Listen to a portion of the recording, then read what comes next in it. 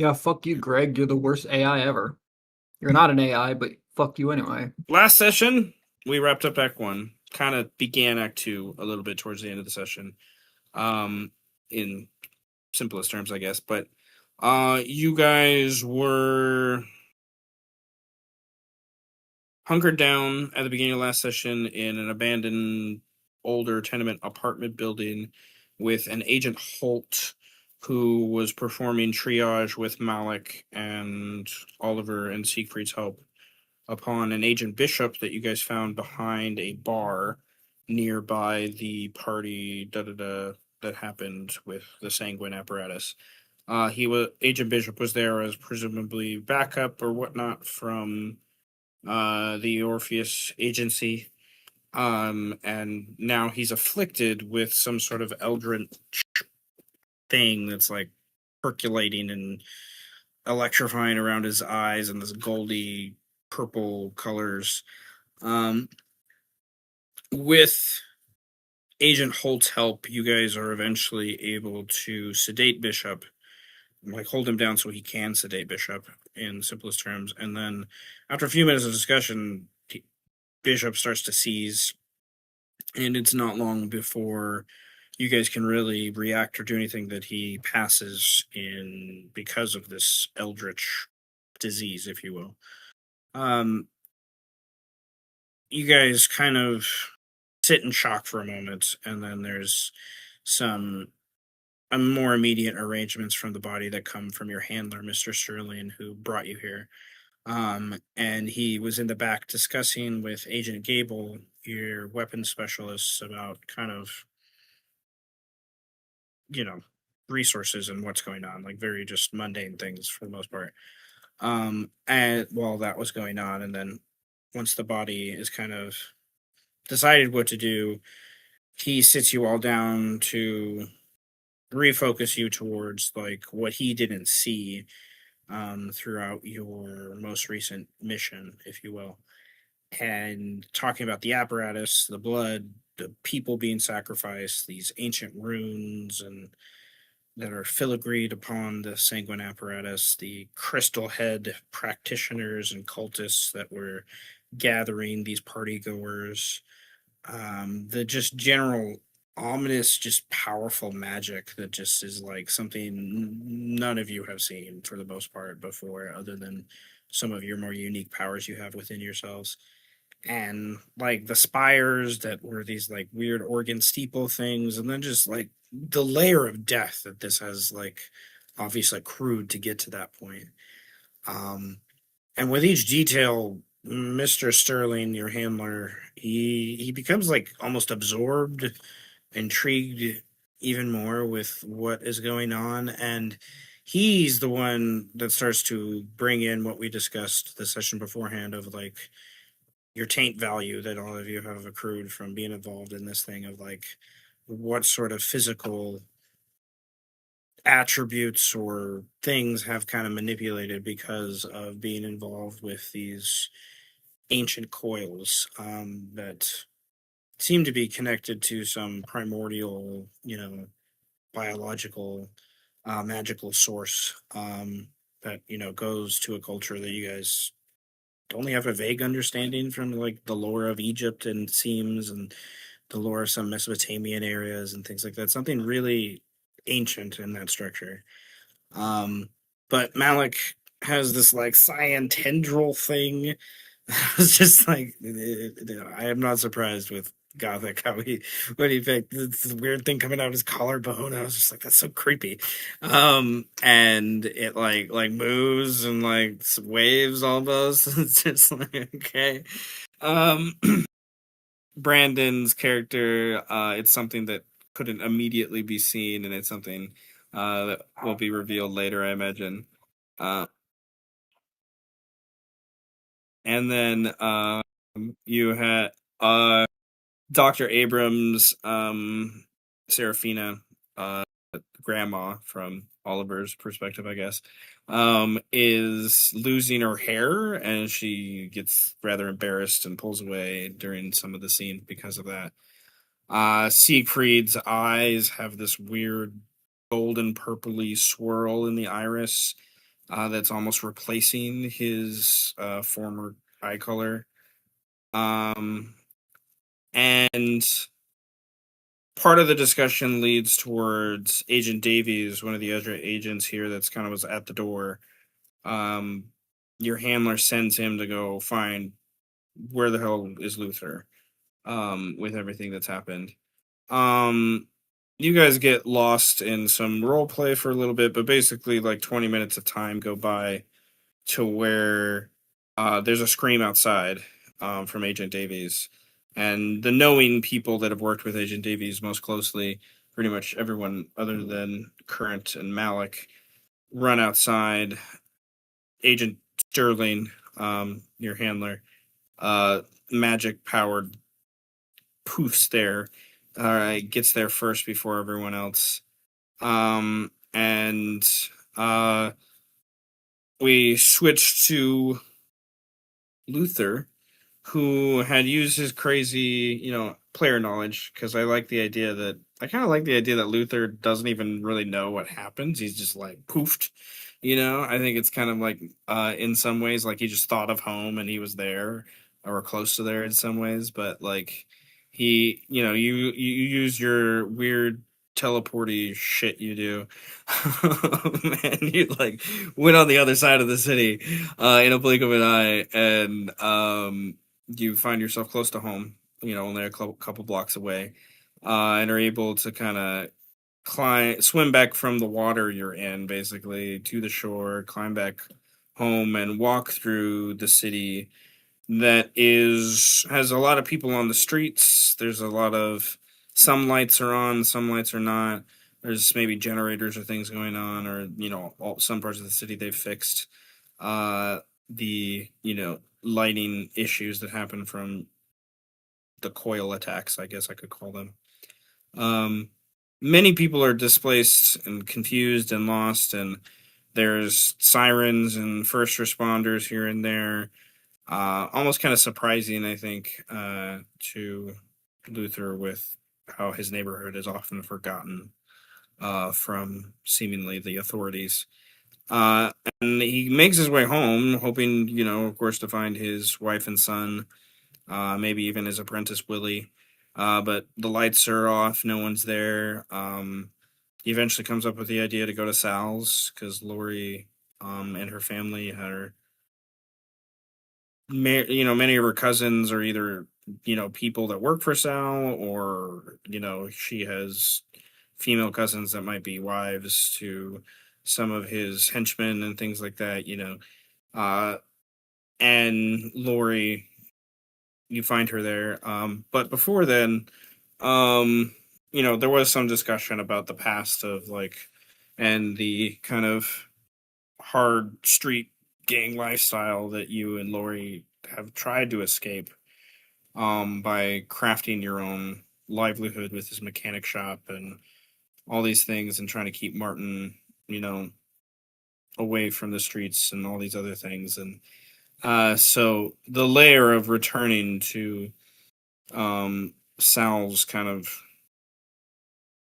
domain, if you will, I think was some interesting kind of imagery to think on again as I uh, was planning for where things go next. And he's met outside, Luther is, by a couple of henchmen.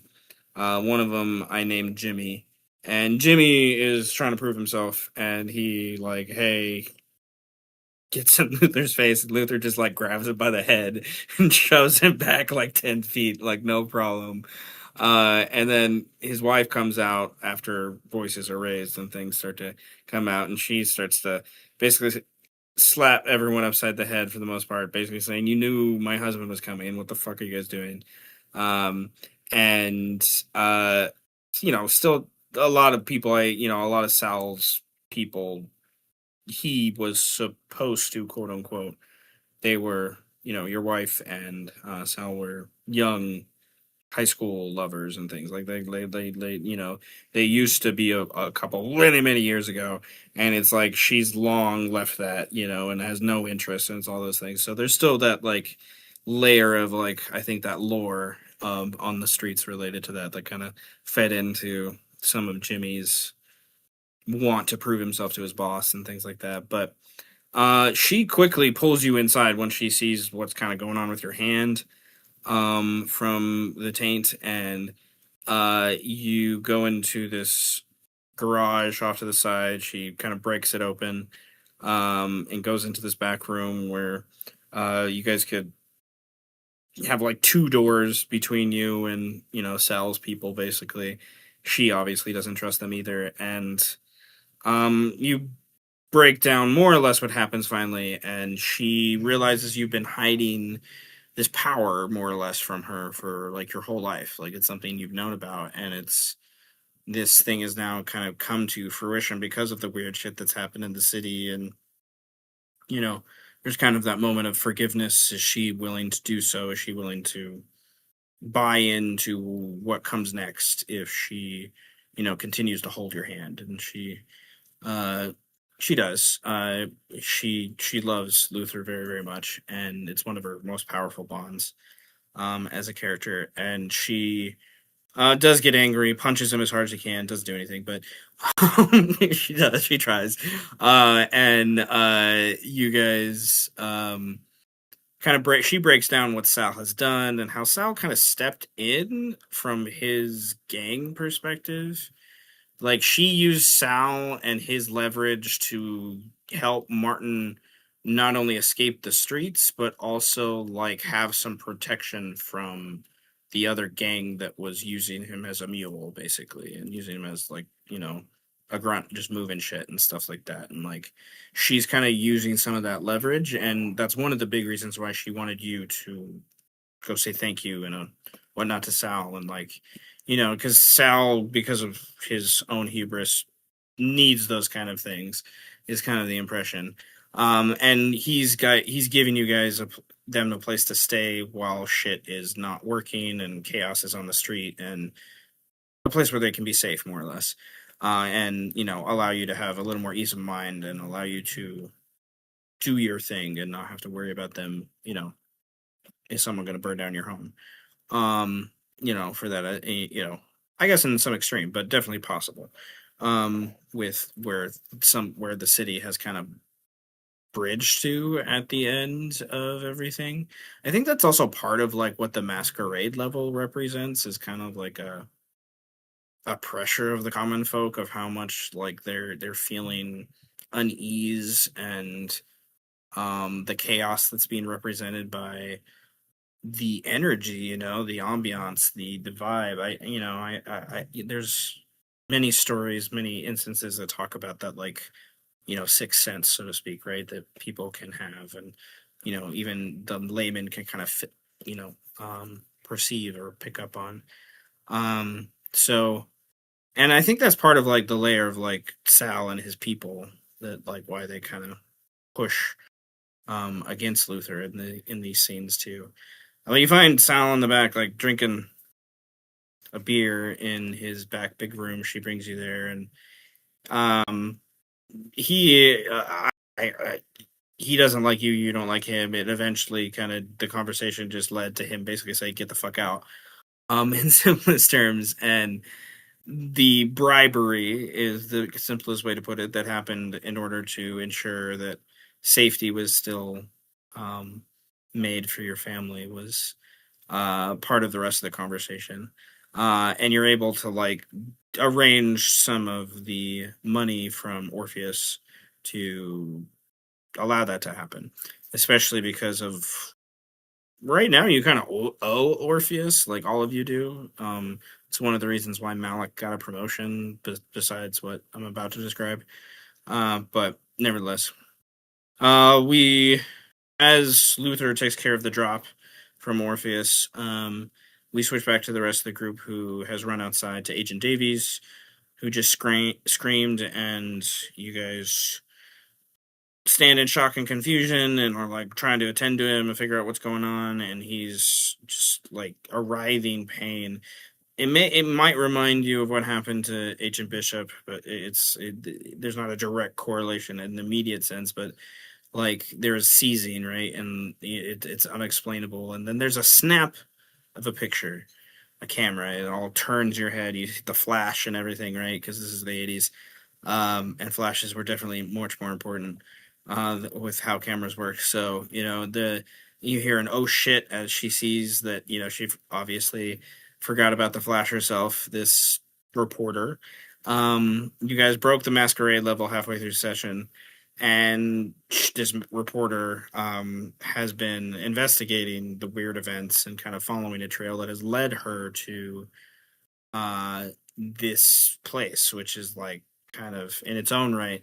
How she figured that out is something I've been having fun to piece together. But nevertheless, she uh is chased down by Siegfried before Agent Gable can run her down. And she is bribed herself by Siegfried to basically go away, shut up, you know, destroy evidence, all the things, right?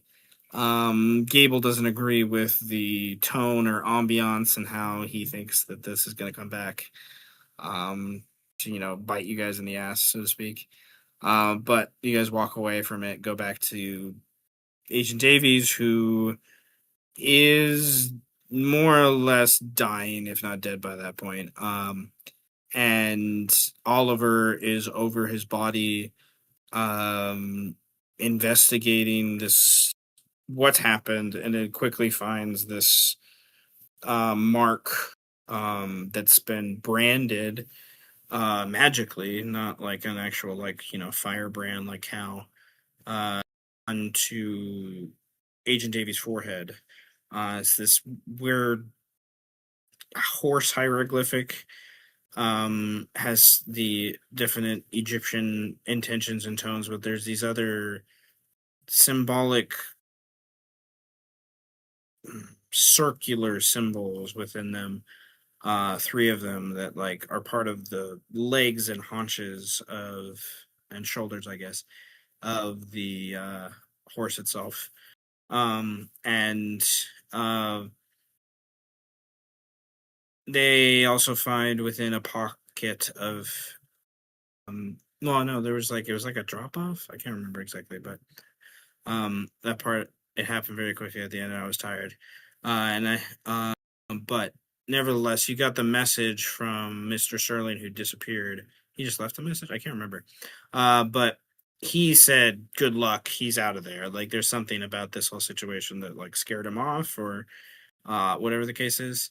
And he gives you the contact information to his boss, M, who you guys eventually sort of in the back burner downtime things with Malik becoming like the head of things.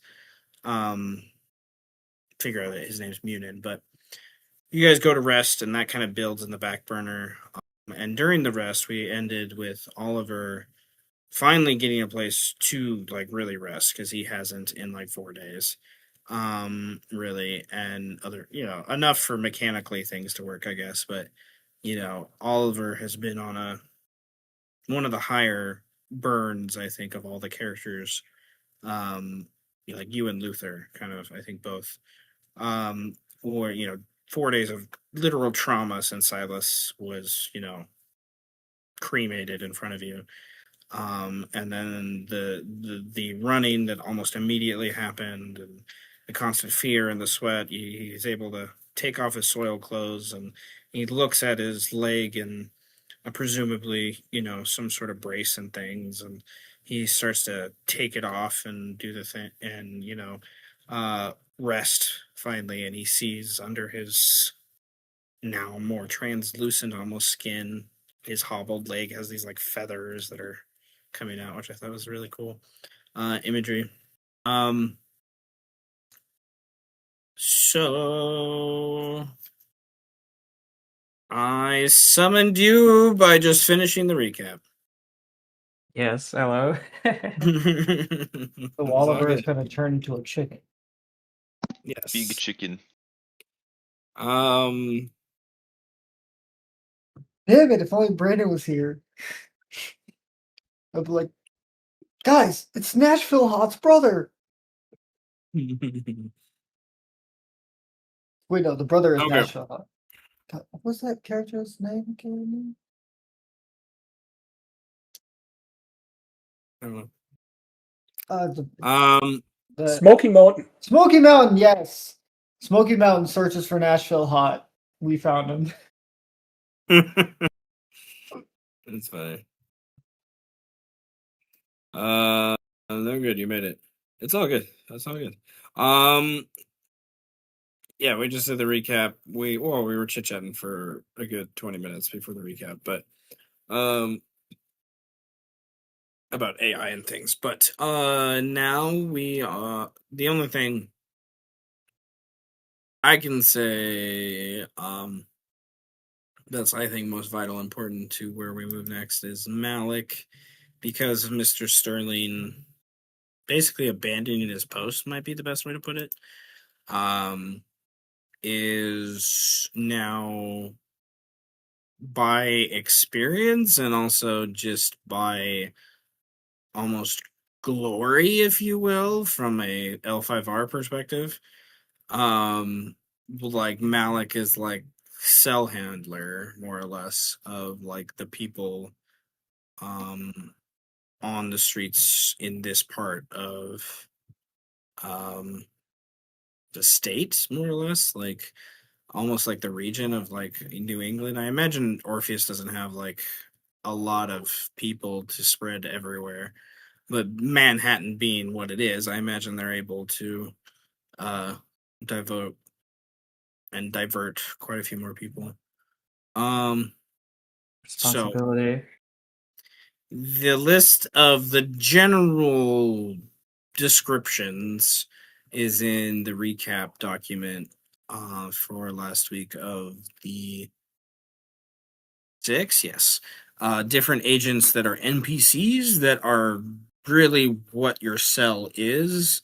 And to me, Luther, Oliver, Siegfried are sort of like quasi members still, like they're part of the group, but they're like, you guys haven't quite solidified as like the full group yet. Like, we went through your first adventure together, is kind of the idea.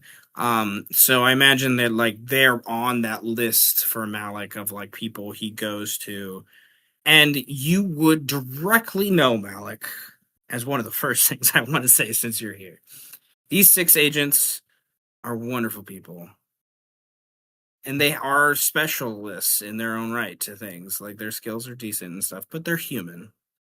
Most of them, like, you're not like, we can go through here in a minute what you might know about some more of them other than the general specialty, but most of them you're pretty sure have no magical powers or like anything they can do, or aren't super ridiculously smart like Dr. Current and yourself and Oliver and all the, like they are generally the average Joe people that have gotten wrapped up into Orpheus because they either have useful skills or they're people that they can put and aren't scared to do stuff.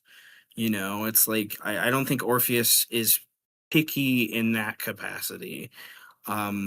Especially I think with how chaotic I could see, the 40s, 50s, 60s, and 70s, 80s, have been with like a perspective of like bringing in, I think some of the extraterrestrial and other supernatural things that have happened socially and whatnot, aliens and whatnot, right? But You're a member of the KKK? Well, as long as you shoot vampires in the face, welcome aboard. It is the 80s, so it is, it is the 80s.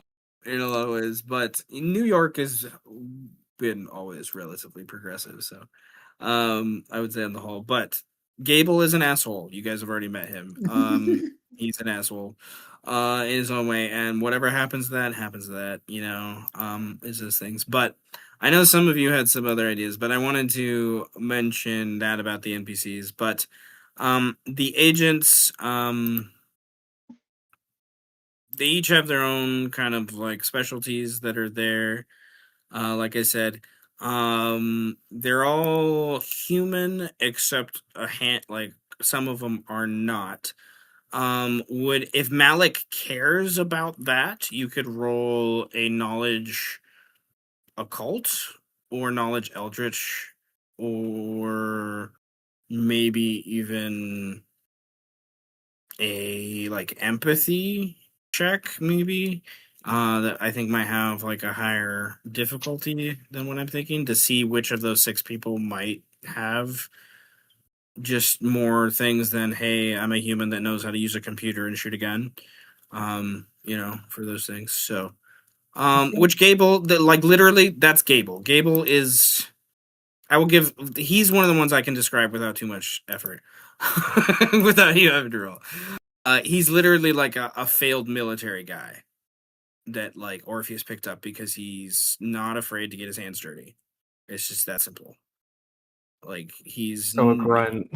Yes, he is a grunt through and through. But he's an average Joe. But he's not weak by any means. But to be sure, he's in Orpheus terms, like we've talked about with NPCs. He's an NPC. Like he's a minion. Like he's a minion. Meat shield. Yeah, and he has a shit. Like he has connections. That's the other thing about these characters is he has connections to get you weapons. If you want military weapon stuff or just guns and ammo, he has connections to do that shit. Like that's one of his things. He's probably an illegal arms dealer. You're thinking too, that Orpheus uses in that capacity because of his connections to the military. So there's that. I can explain that for Agent Gable because you know that quite explicitly. Because I think he'd be one of those guys that one of the first times you sat down with him, he would have handed you a drink and be like, "So I just sold a 50 caliber to a guy in the Middle East." I think he'd be like one of those guys. Can I sip my drink first? Damn. That's kind of his like vibe in a lot of way. But he's very loyal to Orpheus, like extremely loyal to Orpheus. So like if it's something that he believes Orpheus wants to do, he's like, fuck yeah, let's do it. So he's manipulative. You can manipulate him, in that way.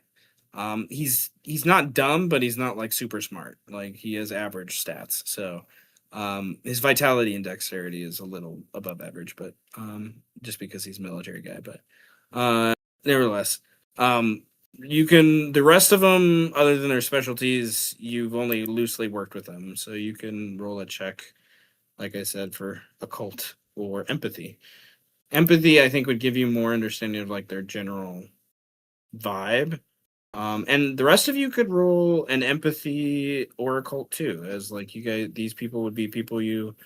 Yeah, let's make that your first check. I think that makes sense because like Malik, it would be like past knowledge. I think it'd be for you guys, it'd be more of a check of like what do you see. So I think like perception makes a lot of sense for people other than Malik. Malik could definitely roll focus or perception, All right.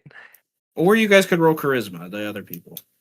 Malik would be interested just to know like how to use them better or where to put them better. And my occult is pretty good. Is a 5 okay? A 5 will get you some of them. If anybody else would like to roll before Gonna continuing check it out. on. Yeah. Oh my god. Or the 5 might be the way to go. Not very perceptive today. And Luther only knows of Yeah, he doesn't. Yeah. That's okay. Must be know it. He knows of Gable. yeah, that's it. He knows of Gable. He only knows Yeah. Gable. Yeah. Well, I think no, he only knows of Gable. Never mind. Gable and Sterling. So like, yeah. That's funny. Okay. I have no horse right. in this race.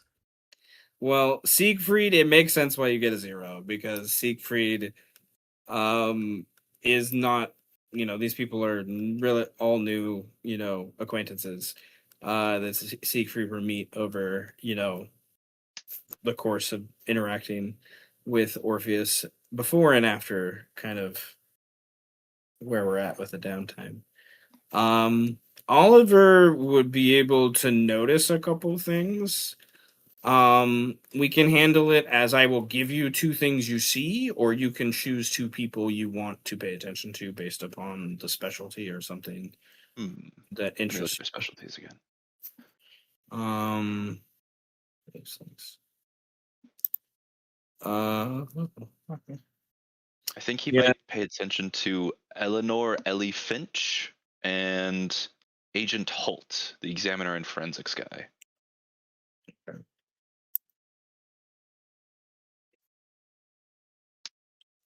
I. All right. Well. Okay.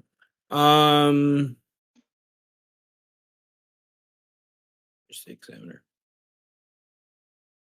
There he is. Okay. Okay. Uh.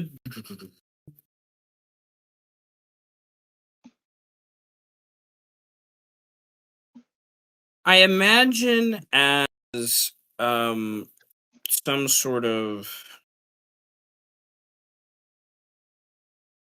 how do I describe it? Like after the everything goes down, people are dispersing. Agent Holt, as a medical professional that was there for Agent Bishop, like turns to Oliver at some point and like takes a look over at Oliver to make sure Oliver's okay and all those things, right? From everything's going on, and like I imagine that interaction might sink into Oliver's mind, and then he's going to be around in the capacity of, you guys have weird things that have happened to you, and I imagine that it's something that he has a responsibility to kind of check on you guys in that way, he feels. And it's something that he feels like he has this earnest want to help people. Like you get that vibe from this guy very much. He's very sincere. Like he losing Bishop and losing Davies really hit this guy, Holt, really hard. But he is a medic. He was a medic. Like he was on the battlefield. Like he's seen some stuff in, I don't know, probably Vietnam would make sense with the time period. For thing, and so he's kind of stern in that element of how much blood he's probably seen, and that capacity. Not anything magical picks up on that guy for that vibe.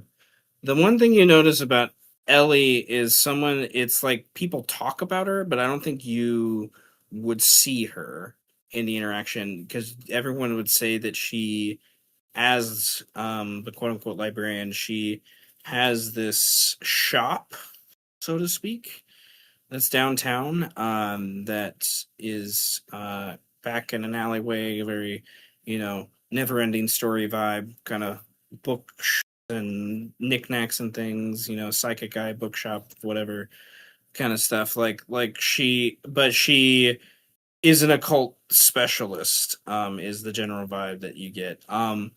And you kind of get the impression that she might be the reason why um the way the other agents talk about her, she might be the reason why your handler, Mr. Sterling, was able to keep tabs on you guys so easily. Is she might have some weird insight or power that helps her like see things. Like they for that. They most of the agents, she's rarely comes on like, you know, a mission, so to speak. She kind of stays in her place, for the most part. A little bit of a recluse, you should say. Interesting. And that's what Malik would know. So you might even like learn that from Malik in some ways by like, because in your some of your own downtime, another layer to why you could learn more about her is you said you wanted to craft some things and whatnot. Like she would be a place where Malik and the other agents would know you could go to get magical like reagent things. Incense or weird oils or whatever that represent the things that are probably put into your panaceas and witches brews and whatever, those things like that. She is like a hub, like people bring stuff to her and she sells stuff. Like a lot of the stuff isn't hers. Like she just controls like the buying and selling of magical stuff in a big capacity of what's in Manhattan. Put it that way.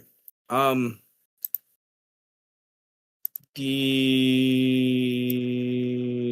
also could see maybe your grandmother knowing about her, probably too. In that capacity. But Malik with a 5.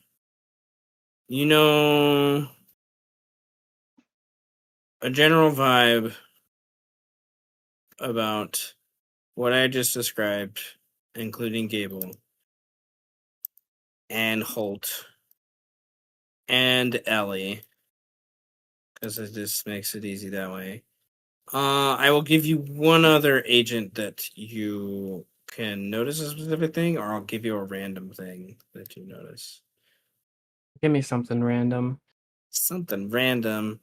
All right, the random thing that I enjoy that Malik has noticed in the past from Agent Pierce is you're pretty sure he has a prosthetic eye.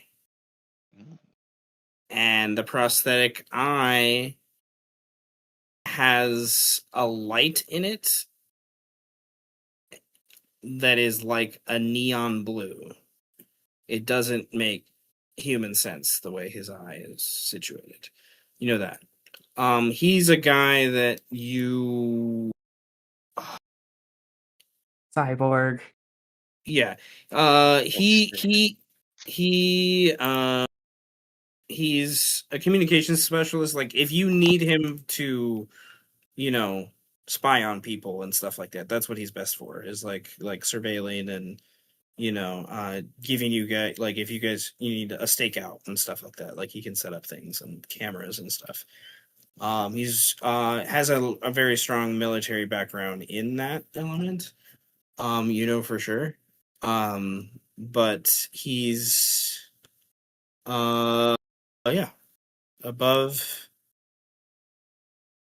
average smartness, if you will, because of what you know about this guy. You've worked with him probably on one or two jobs, Malik, because of that. So, but that's the gist. All right. The rest of them, which isn't too many other than what we've described already. Agent Ainsley, he's an older guy, you know that. Like in his late 30s, early 40s. Compared to Malik, older, I guess. In that capacity. But Malik would also be reminded with that role of another character that all of you sort of know that Malik would now confirm because of events that have happened and whatnot, that one of the people Agent Holt gets his stuff from, because he's not an official medical practitioner by any means, he just works for Orpheus. He goes to the hospital and has a hookup from Nurse Lena, who is, many of you have a connection at the local hospital from with things we've discussed, but she is kind of wrapped up in some of the elements of Orpheus, if you will. She's not an official agent, but she's like someone that the Orpheus can know they can go to be like, hey, patch this guy up and don't put it on the official books, kind of thing. Because she's seen some shit. Nevertheless, there's that. That wraps up those things. So I just wanted to introduce some of the NPCs as like some of their backgrounds and things you guys would have picked up on. What'd you say their Um, name was? The doctor? The nurse. Nurse? Yeah. Yeah, you're good. I just realized that their name sounds a lot similar to Lena. To the other name, but that's okay. It happens. So, what I want to jump to now is kind of a breakdown, if I will, kind of mechanically speaking, for people that may not know, if nothing else, and a reminder for those that might know about downtime stuff, because that's something that is gonna be intertwined with some of the scenes that we go through. But you guys would have, as we kind of discussed before, some time to just like breathe a little bit.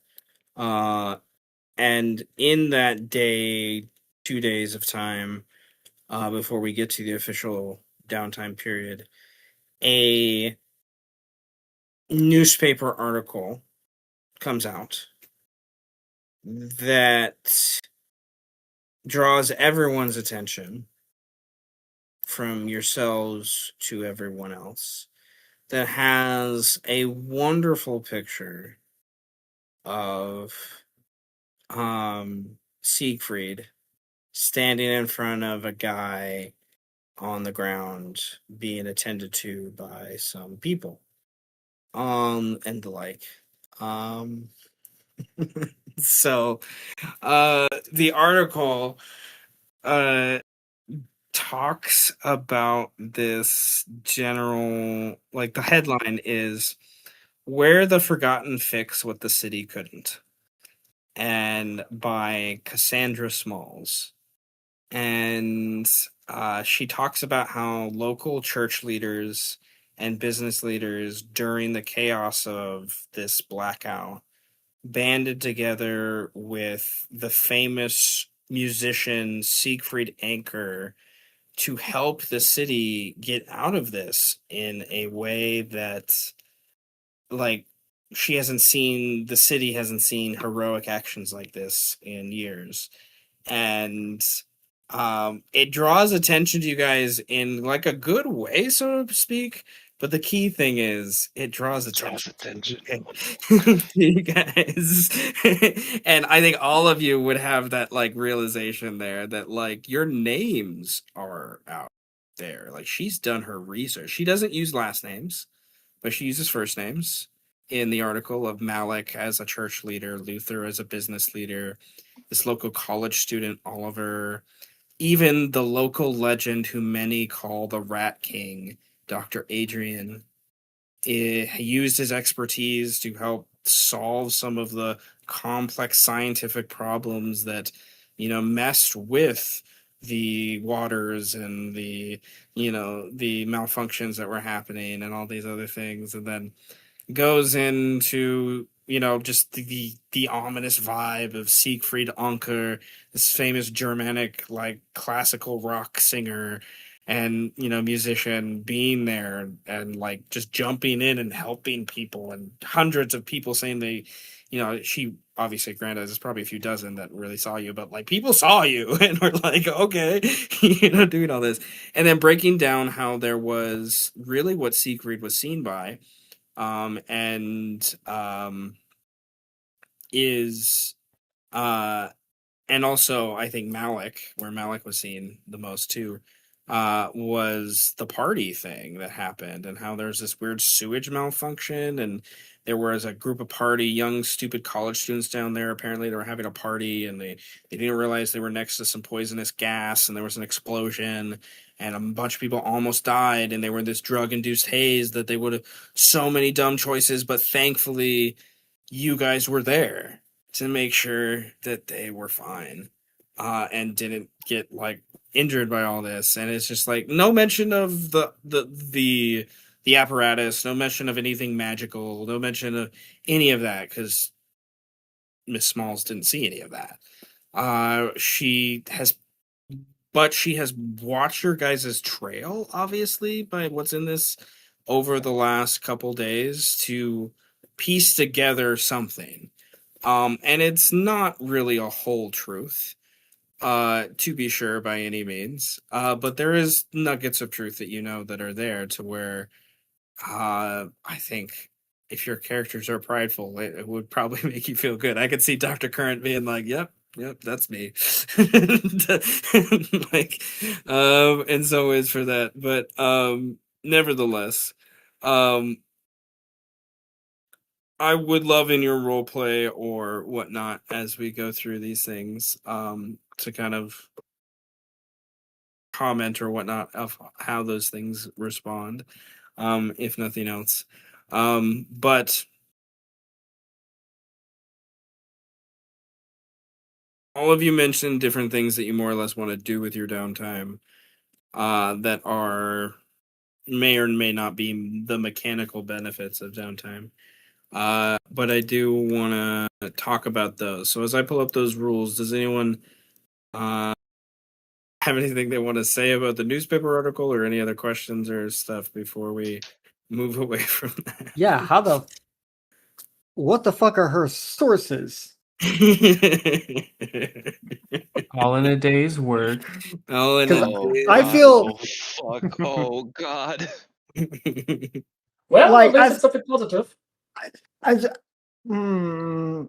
Because okay, for everyone else who she could identify at the scene, or at least semi identify, sure.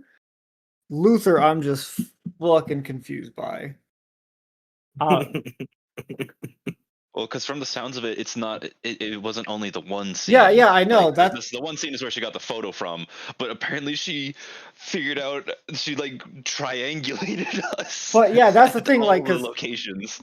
both Current and Luther weren't at that scene, and yet she backtracked from that photo at the very least to arrive to the rest of our names.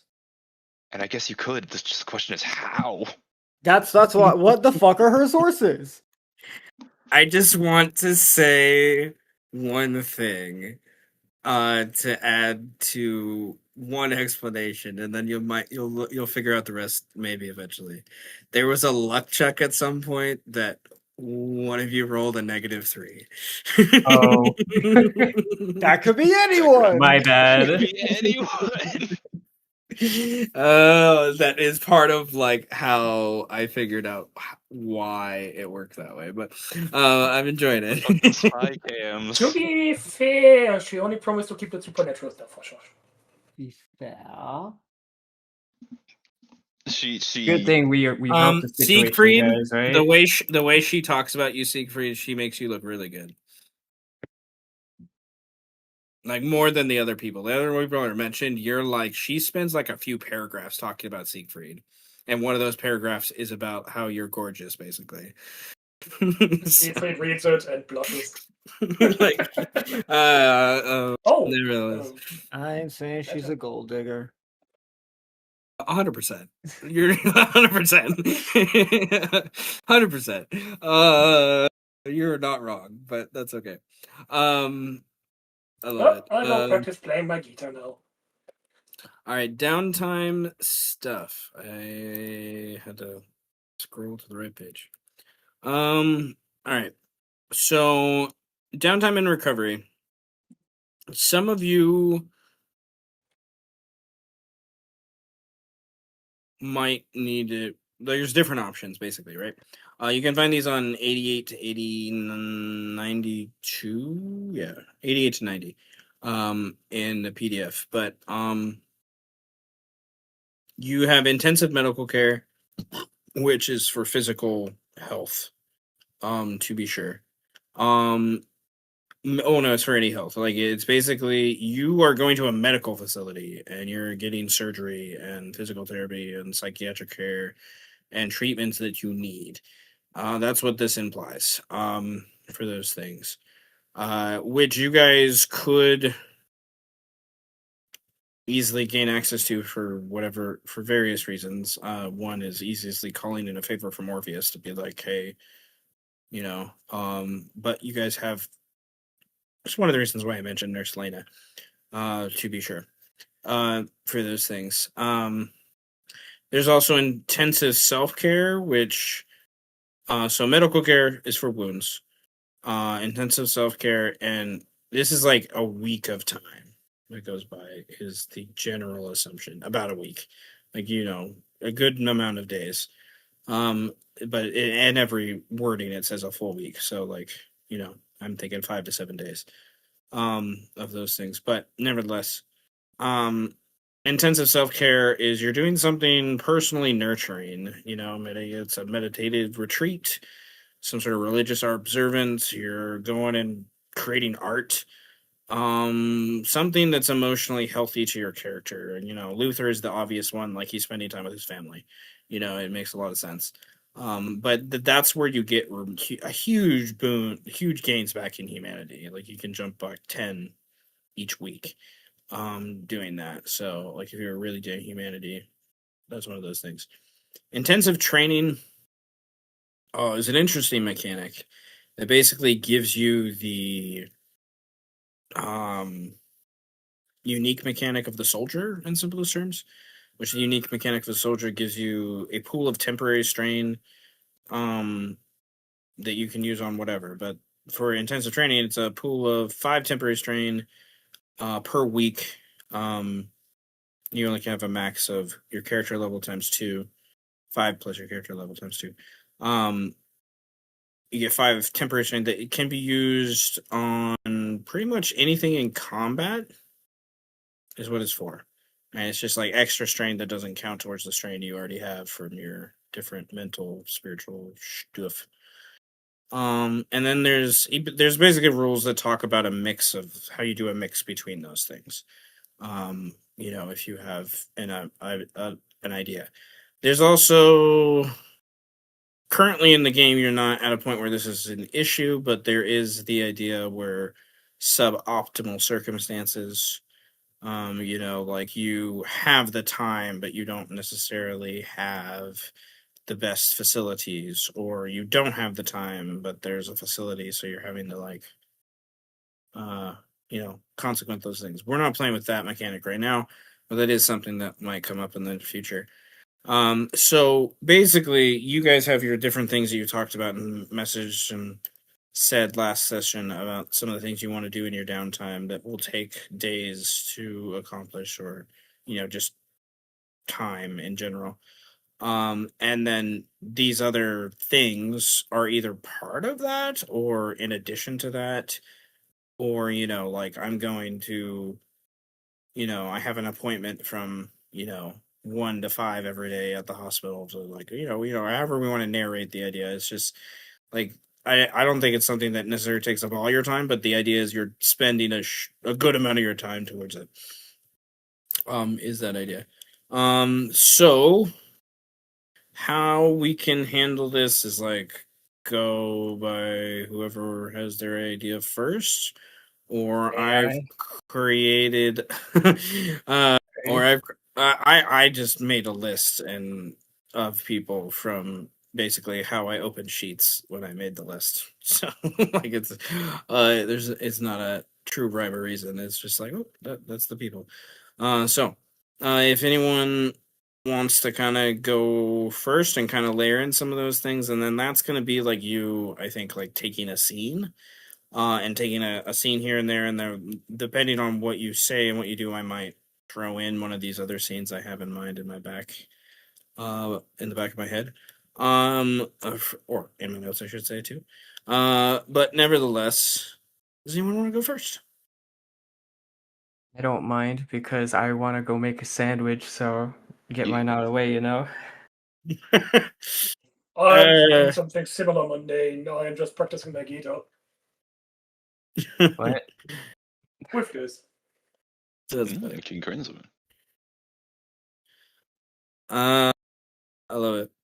All right, Malik.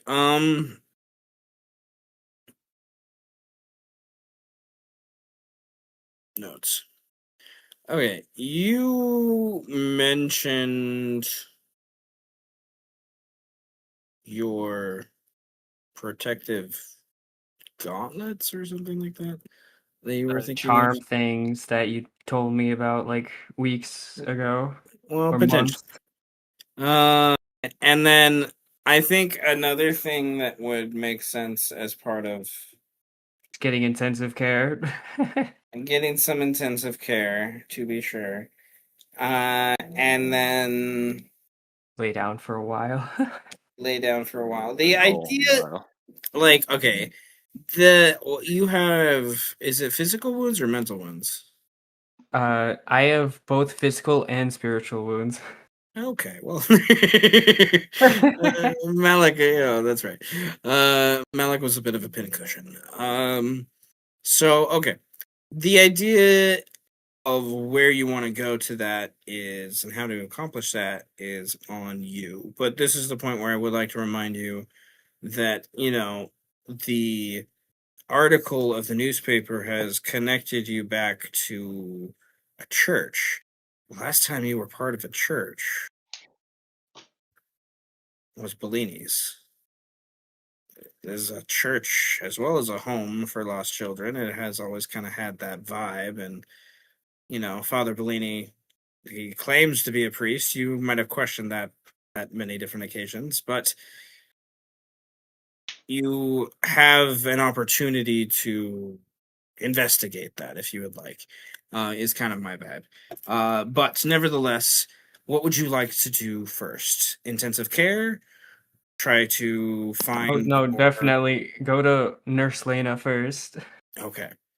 Like being a wound away from just dying is kind of worrying, you know? Well, a wound away from, rolling some checks to see if you die, but Same to- difference. yes. Nevertheless, Nurse Lena. Um, I'm probably gonna have to borrow okay, some money yeah, too. I imagine that, you've worked with Orpheus for a couple years now. Um, a year or more, I imagine, not too long. But Nurse Lena has been the people they go to when Agent Holt can't come and or whatnot, or there's too much going on or whatever. She's someone at the hospital. You've met her once or twice. It's just one of those things of like having to wait in the hospital for a time. So this is imagine like one of your days that kind of gets absorbed at least towards just being in the hospital, and then probably depending on like uh I'm gonna have her roll an empathy check once I find her sheet, because I got like 17 sheets open. uh nevertheless. All right. The hospital, okay, a hospital, this is an 80s hospital, so like there's like no security or anything like that. It's just like wall to wall people. Nurses still wore like nurse outfits more or less at this time. Depending on, like, I imagine there was some vibe of scrubs, but it was not like what we have today by any means. So they're wearing skirts and the weird nurse hats and things like that. A lot of them, especially the older ladies. And the there's so, and I imagine there's like, which is even in today's world, there's like no, not a doctor to be seen anywhere. I imagine. And then just lots of orderlies. There weren't really medical assistants at this time. It was kind of more nurses and orderlies and things like that, in the same capacity. So the there's a lot more ambivalence, I feel, to um a lot of the people, and there's a lot of people here, like I think from the chaos of the city. But you come up to the thing and you have been given basically like a a verbiage, like a code of some sort, I imagine, that is said about something to tell Nurse Lena. It's like, hey, Nurse Lena, there's chocolate on the go tell Nurse Lena that she left her chocolate on the ceiling or something like really random, and they're like, what? Just go tell her, please. And it's just like, and that's like a vibe to like kind of like, hey, this is someone from Orpheus or whatever, that is like coming in, and like there's a few minutes wait where you get like cut in front of the line basically and pulled back by Nurse Lena. She pushes a couple people aside. No, no, sorry guys, we'll get to you, Closes the door. Whew, goodness gracious. Nice. You're animals. Malik, right? Your face looks familiar. Yeah, my messed up face from however many times it's had to be Oh, I've touched up on. seen worse even, in the last couple hours. So, come on, let's I got a bed more or less ready for you. You'll have to share it with an old guy, but he's just a little stinky. Oh, I can't really smell too good right now. My nose was kind of burned. See the benefits. I understand. I can't smell a wink myself. It makes the job easy. All right, let's make it back. Her shoes squeak on the Did they ground. just make fun of my wound? Maybe. And that's um, par for the course in the medical profession. Yeah. I have two family members in the medical that were in the medical profession for years. So, nevertheless, she sits you down and she's very astute and aware and starts to look you over and triage stuff and the like. She's gonna take her +2 in lieu of rolling from her awareness as she looks over at you, and she is going to I think do the same for her empathy at the same time to kind of like get a vibe, and she starts to just walk through medical things, and you start to get hooked up and the like, and they ask you to get weighed, do different things, and you generally get the vibe that like she's pushing you through and she's taking care of it, and there might not even be like a doctor involved. Which in a lot of ways, I think nurses could do things without doctors most of the time. Impressive. In a lot of ways, like a lot of reasons why doctors exist is because of liability stuff, but in a lot of ways, but nevertheless, she I need you because I don't have your sheet currently in front of my face. How many wound boxes are you down in total? Like all of it or just physical? All of it, yeah. 7. 7. Sweet. 4 of it being light, 3 severe. I used to have a critical, but somebody Okay. healed me with their awesome potion. Okay, no, okay. So what is you said physical and spiritual. What is your toughness?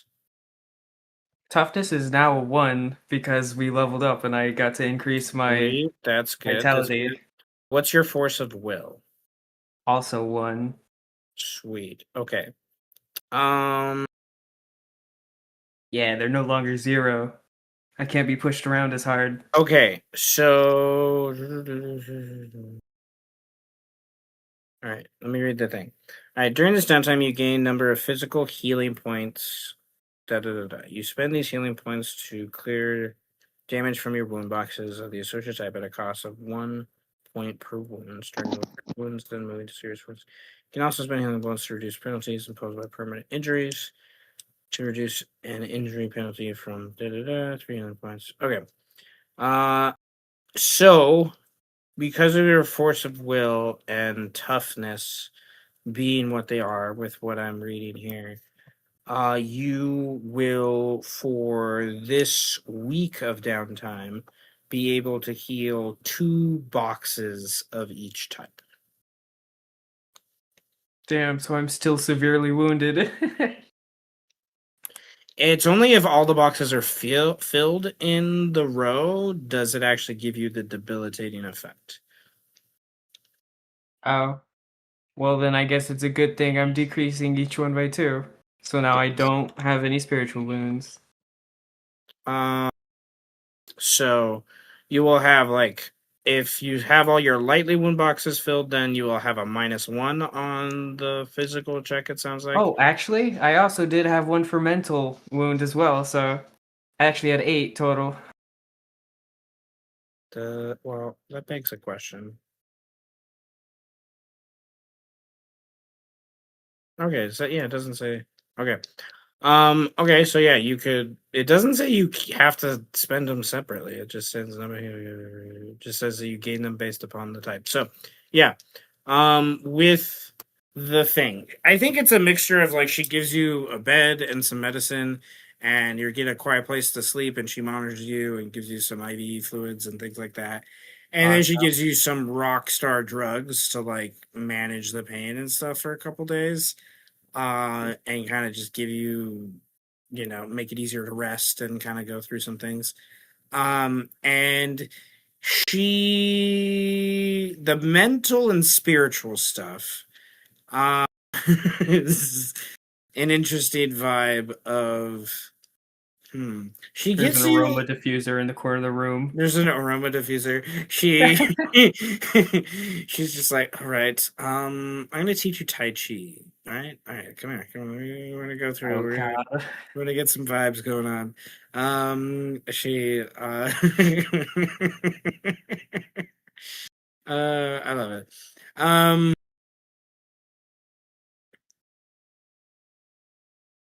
I guess Malik's learning Tai Chi. Gain the same. All types again for each one. All types again. Yeah. Okay. So yeah, you're hanging out kind of like in the hospital, probably come back a couple days for her to check on you and things throughout that time. So I do imagine that you can like run errands and like check in a little bit with some of your minions and things like that. So, Oh God, um, don't inflate his ego. you know. Well, they kind of are minions, but both in mechanically in the game they're called minions. So, nevertheless, I'll make sure they all make it through. mm, I okay. got, Don't you dare! I got Don't you that. dare go silent. I got We'll that see if that. immediate vibe when you were like, "So they're human, so you don't want him to throw them into the meat grinder." Gotcha. No, You I was can. asking that because they're just human. Oh, they're gonna die real easy, aren't they? Like based upon the combat we're in, their wounds will kind of adjust if they get in combat because of how the mechanics work. But nevertheless, they have an average of about 10 HP, guys. And it's like that's just what it is. Like they don't have the separate bars. It's just they have 10. So 10.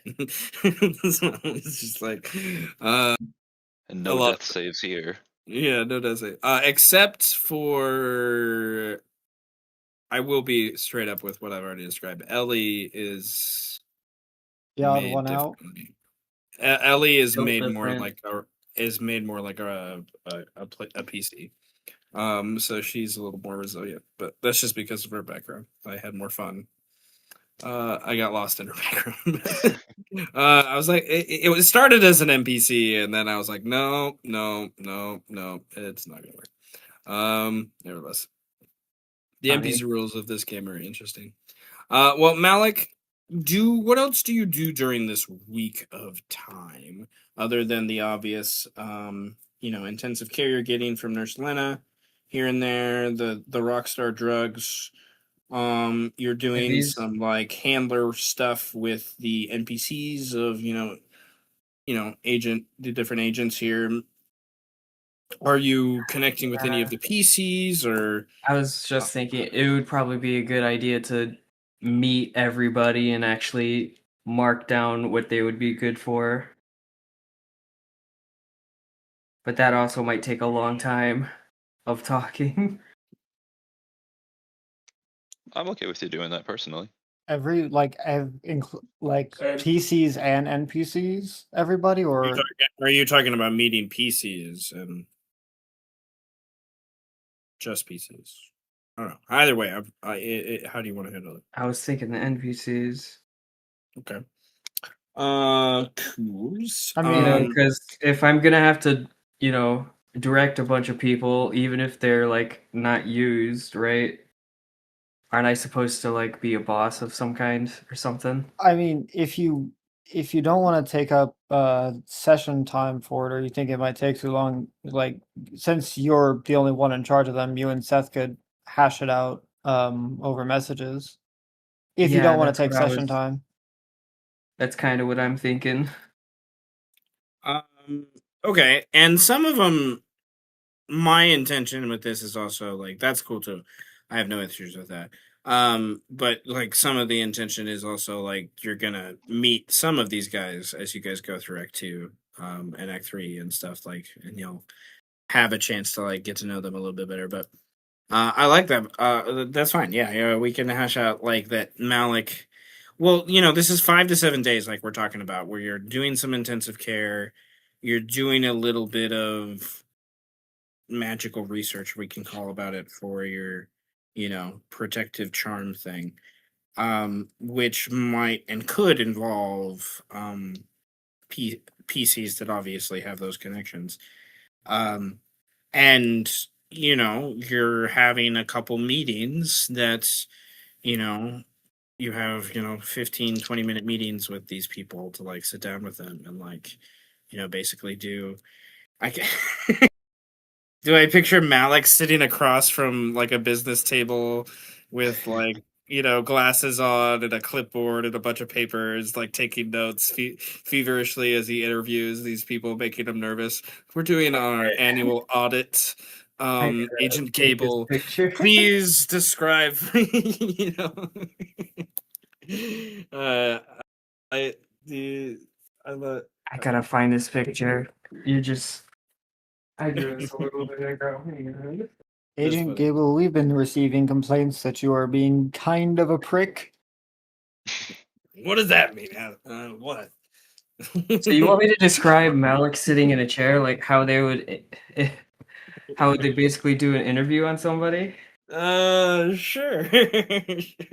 It like is that the vibe you're going for is my question, or is it more like casual, like you're meeting them at a bar or whatever individually, It would be like way more casual. uh Malik is not that good when it comes to like looking organized. okay, like because that's what Mr. Sterling would have done. Like that's the vibe that he had with them is like meet me at this office building like he made you guys meet me at around this business table and like all these things like somehow it's Guys, just like uh Malik comes in. Guys, I'm the fun boss. You don't. No, we don't. We're not doing all that. Nah. it's funny. Is yesterday like I've already hinted to earlier, like my kids are writing research papers, and one of the kids is writing about parenting styles, and that's what was coming to my mind: is which parenting style is Malik going to have as a handler? Is it going to be the authoritative, the authoritarian, the more liberal? Either you do it this way or you don't do it at all. you know, is kind of the idea. Okay, cool. So it's like these more casual meetings, like find them where you can find them on the streets, or meet them at a bar, or whatnot, and just kind of get a vibe for how they're going to be useful. I guess is the idea. Imagine that sitting Well, across not the just table from useful. you. You know how they're going to be useful. It's like I think more of like Tendril wrapping around. yeah, can you actually trust that they're going to follow through, right? Do you get the like getting a vibe from someone is a way different than understanding what they're apparently capable of on paper, um, in a lot of ways. So, I know that explicitly as a teacher. Uh, uh, nevertheless, cool.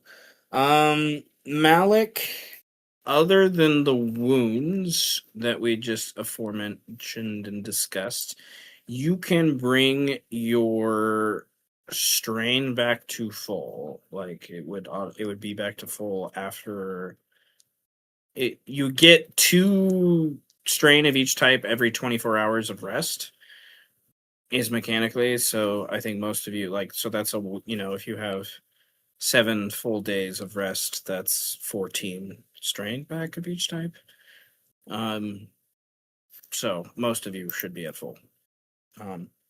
If How many not, days are we resting? well, no, that's the implication here. Is like there's like you're having a week go by and you guys are doing different things, but you're having a week of rest, downtime. Extra long rest. I'm Is the basically back to full on strain then. but yeah. Cool. Malik, is there anything else you want to? Oh no, your protective charm thing. Um, Yeah, you that's the would one biggest thing I've been trying to get to. no, like it's right written in my face, and it's like circled, and I'm like, what am I forgetting? Like, it's been a very long week. Nevertheless, your understanding of these things, I think you would assume three avenues based upon your knowledge, even what you have confirmed from this session. Well, four. 3.5. The half is Pinky because Oliver's here. No, I mean because Adrian's here. I looked at the name Oliver. Oliver and Serafina each are their own avenue of someone that might be able to help you with this because they craft things. They've made like Serafina helped make the apparatus. She helped craft these magical things, in that capacity. And you've seen Oliver being able to do thus far. He's learning how to do similar things to that in a way. To that layer, Dr. Current wouldn't, which is the half, like kind of would know, but he might be someone that might be able to get you a hookup in a different capacity. If he was here, we'd have him roll, but he's not here, so there you go. And Pinky would be like basically you'd have to bribe Pinky for him to bring you to Dr. Current. And it I'm wouldn't be not money. bribing a fucking It rat. wouldn't be money. It would be something that you would least expect, and I don't know what that is right now. I need to Malik's find out. morals would be tested, I imagine. But that's definitely an obvious like avenue. Those people. The other, so that's 1, 2.5. The third one is kind of 2 and 1, but like Orpheus and or you could go to Agent Finch, who most people just call Ellie, who is the local Orpheus person that, as the librarian, so to speak, she would be able to maybe help research how that would look. So I guess the question is like, how much does you want the party involved, and how much do you want Orpheus involved with? Because if you lean more towards party members or Serafina, less Orpheus knows less about what you're doing. If you lean more towards Ellie or Oliver, or Current, you're kind of like indebted a little bit more to Orpheus than some of the others. Ellie, especially, like if you go towards Ellie, this is going to increase the debt in some capacity.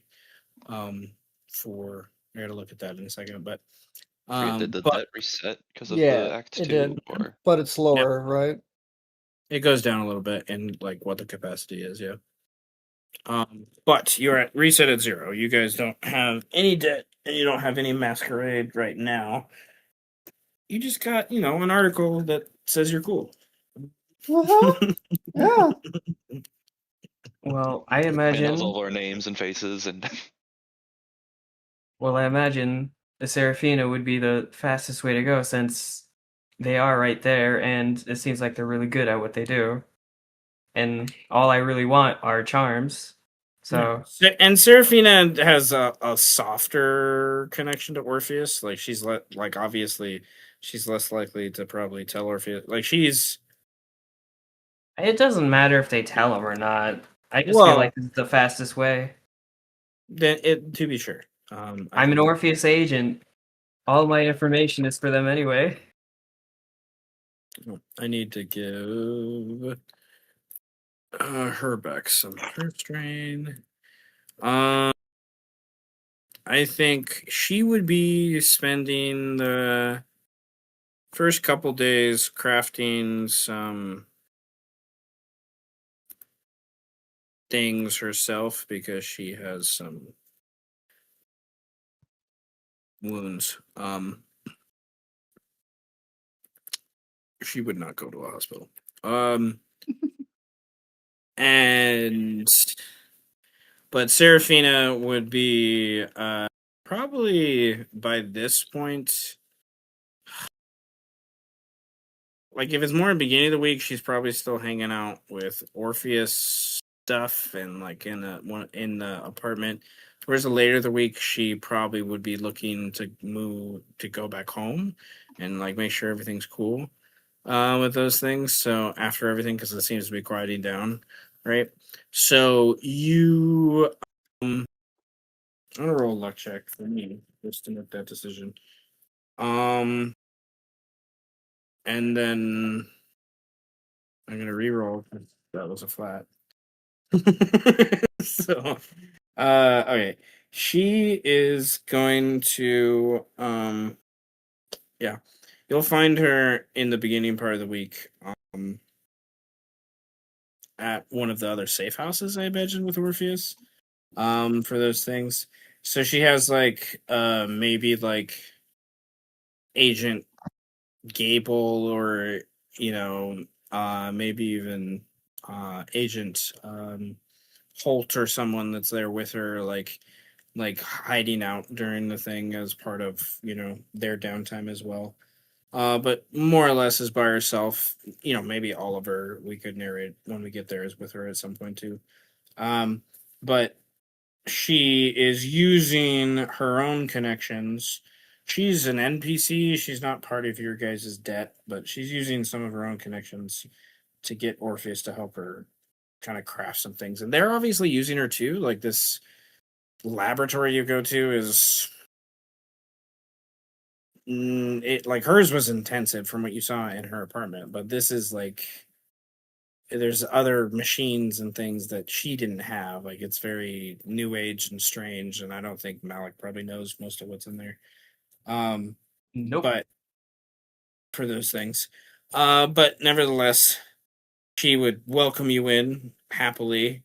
And you see her go to like this table, and she like quickly kind of covers this uh thing on the table with like a napkin or something, and like turns around to you is like, ah, yes, I I didn't expect to see you, but you all right? You look better at least. You don't look like your head's been smashed by a truck. That's how it So, always is. oh, Ah, okay. it's a scar. Ah, come on, don't point it out. She blushes. I didn't mean to. Look, it's fine. I just need your help with something, all right? I hope everything's well, by the way. Uh, Not to be rude. yeah, you can see. She's wearing more of like a wrap around her head instead of her hair. Some of it's hanging down and whatnot, but she's like covering up her head a little bit. She looks a little more pale, if you will. But she's looks healthy. Like she's gotten some rest herself, but she definitely it's not like she's unhealthy, but for some reason you feel like she looks older, or in some ways like she's aged in these couple days in a way that like or you're just a rude young kid. I don't know. For that capacity. But nevertheless, she. Well, what do you want? I will happily help with everything. Did you see that newspaper article? Oh, yes, I did. I'm quite flattered. I did not want my name. You what? I was flattered. Yeah, I guess we shouldn't be. So, are Actually, you? yeah, how did they get our names? I thought you gave him the name. I did not. Then who gave him names? Well, Hmm. are you sure? Because if you're proud of it, like, wouldn't you have been like, and you were there that night. No, I was there too. you got my Um, head thinking right now. was it Luther? Have you talked to him? No, couldn't have been. Well, I don't know. Was it? I I hope Look, it you're wasn't. getting me sidetracked. We'll deal with that after. My thing is so much more important right now. Okay, sure. Uh, Debatable. what do you need? You see, I have this ability to explode, and I kind of want a thing that makes people not explode.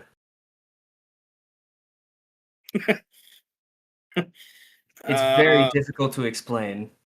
It's much easier if I just well, show you, but we would also have to go somewhere just generally open and away from eyes. okay, let's go to the roof. I'm pretty sure she, that is not big enough. she leads you up to the roof. She All right, doesn't let's go believe to the you. roof. She doesn't believe you. Okay, here we go. It's very obvious that she is skeptical. Um, all right. You get up to the roof. What are you what are you doing? Okay, well, I'm gonna stand in the middle of the roof, and then I'm gonna instruct Serafina, please use the door as a shield. I don't want this to hurt you at all, and I feel like it just might. Okay, you were there the other night. You saw what I could do with that alchemy fire. Are you saying that's bigger? You're nah. No. It might not be better, but it might be bigger. Hmm. Okay, she goes behind the door, still somewhat skeptically. All right, well, I guess I'm gonna show him how I explode. Uh, you know my finger gun, right? I'm gonna overload that. You're spending humanity and stuff. All right. Yeah. Uh, but, well, this is like your immolation thing. Yes, this is the immolation. Overload. Spend 5 humanity and 1 initiative. I'm not using initiative to use any rank of this ability against all entities in my area. Which is why I wanted them to get behind the door and hopefully like protect themselves. Okay. So some cockroaches and flies and things and gnats and things just sizzled around and okay I like it.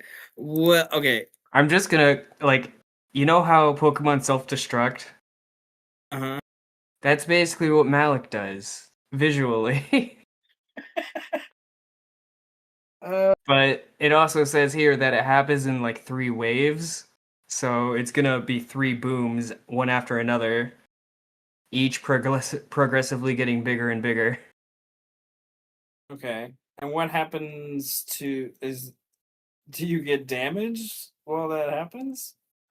Let me read this all out. On my next turn, you spend 2 initiative and 1 humanity to reuse it again. But oh no, the only negative that comes is to anybody that's within the area of effect. Okay.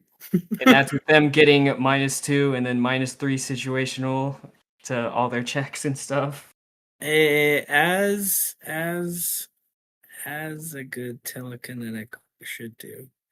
Um. All right. I love it. Okay. So hers is a literal like almost D&D like fireball. Like that's what theirs is. Yours is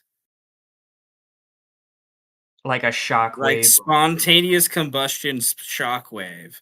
Yeah. Is like what it is. So, is the vibe. So, the door is like not singed, but I imagine it's like distorted and broken and like pressurized to where it almost looks like it's burnt in some ways. There's just so much like heat that you like pressure that kind of creates heat, I feel. Slightly Um bent inward. yeah, it's interesting. Okay, cool. So, She's like, so was that big enough? "Why didn't you use that to destroy the thing?" Because it probably would have destroyed all of you too. Pish posh. And I want a way to avoid that, you see. No, like that room was really big. She questions as she finishes her sentence. Um, uh, okay, so you don't want to die. Okay, cool. No, I want other people not to die. Oh, I'm perfectly fine when I do this. she gives you a look of like you're crazy. Yes, I am. I am a pocket grenade. Not said in character. Sorry. Okay. It's still funny. I might be a little Um, crazy, yes, but sometimes okay. crazy is what you need. Well, in order to protect someone from that, you're gonna need some powerful juju, as my friend used to say. Um, you Where can I get this juju?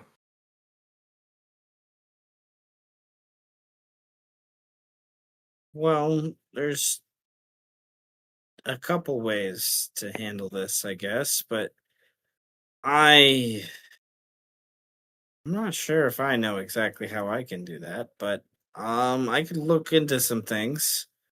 Uh give me give me a little bit of time. But you hmm, I do wonder if Dr. Current can help in some ways. I don't know if he's gone down that avenue, but um I go to them next. well, some witchcraft allows you to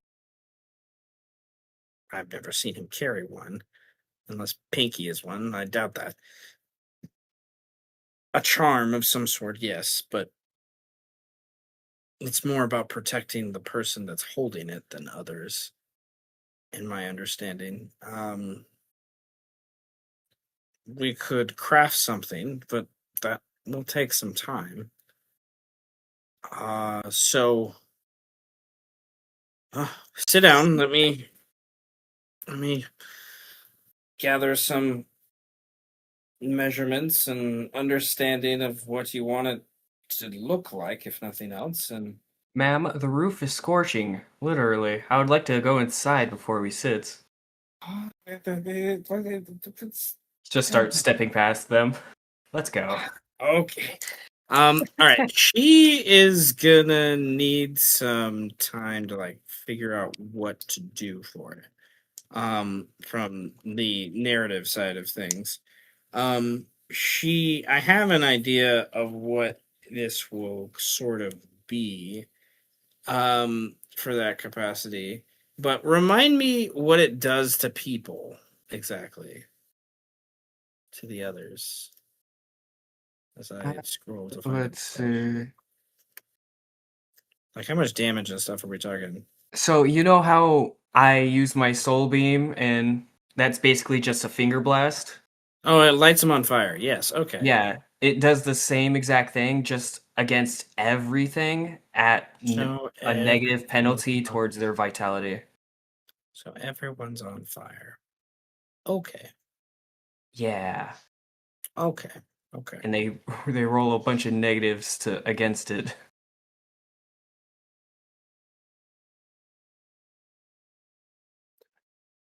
Okay. Well,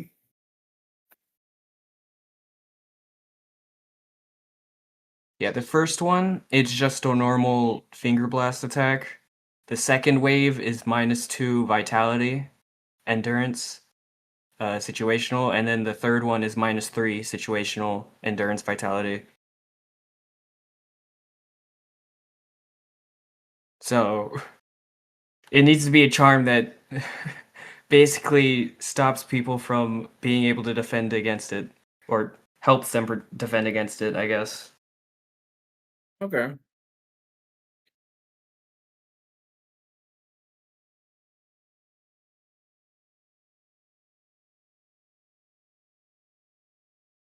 Hell, if they were just charms that gave people basic endurance vitality increases, then that would pretty much do it.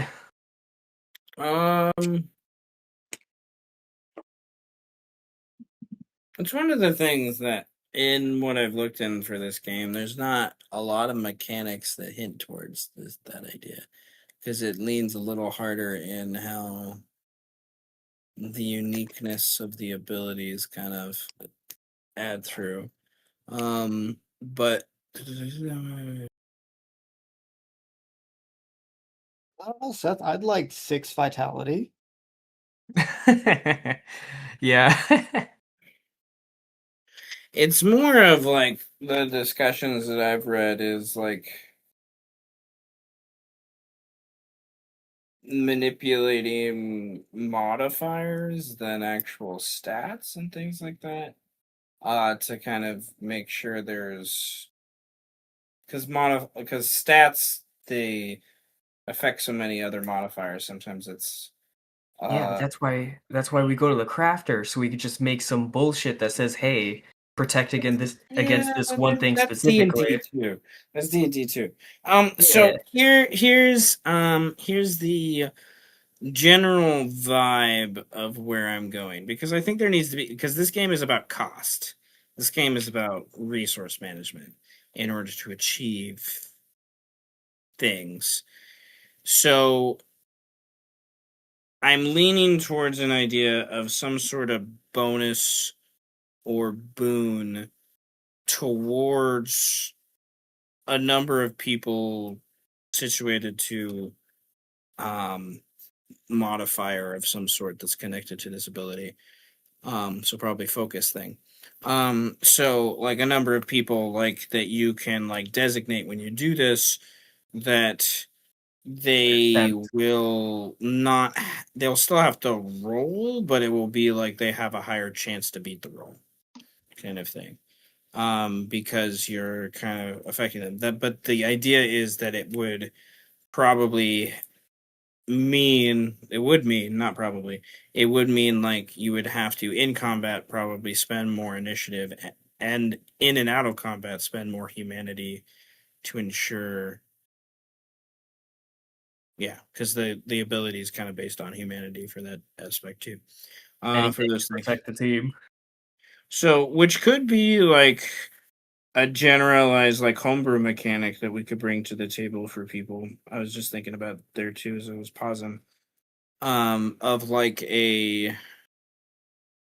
maybe some sort of It could be focus, investing humanity. discipline, some sort of investment of humanity to ensure offensive abilities when used. Like you spend humanity when you use them to like mitigate effects towards PCs and NPCs that you want to kind of do those. But like this game, part of the element of this game that's different than like the D&D element is like because there's a lethality that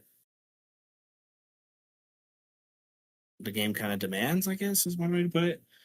For those things. And I don't want to distort that too much from like the element of an overload is supposed to be fucking scary. It's supposed to be get the fuck out of the room, guys. Like there is supposed to be that layer, I think, to this ability at the same time. Which you just role played rather beautifully.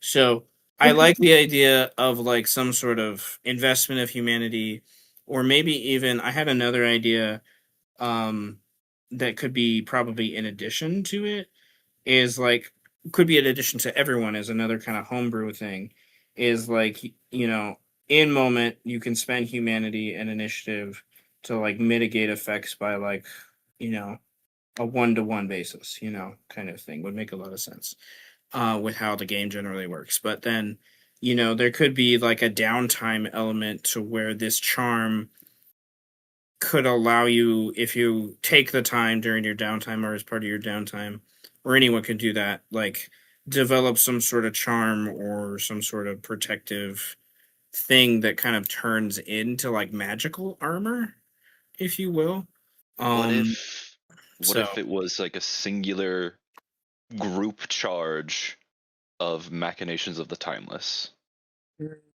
I don't. Or is that too much? That's a lot.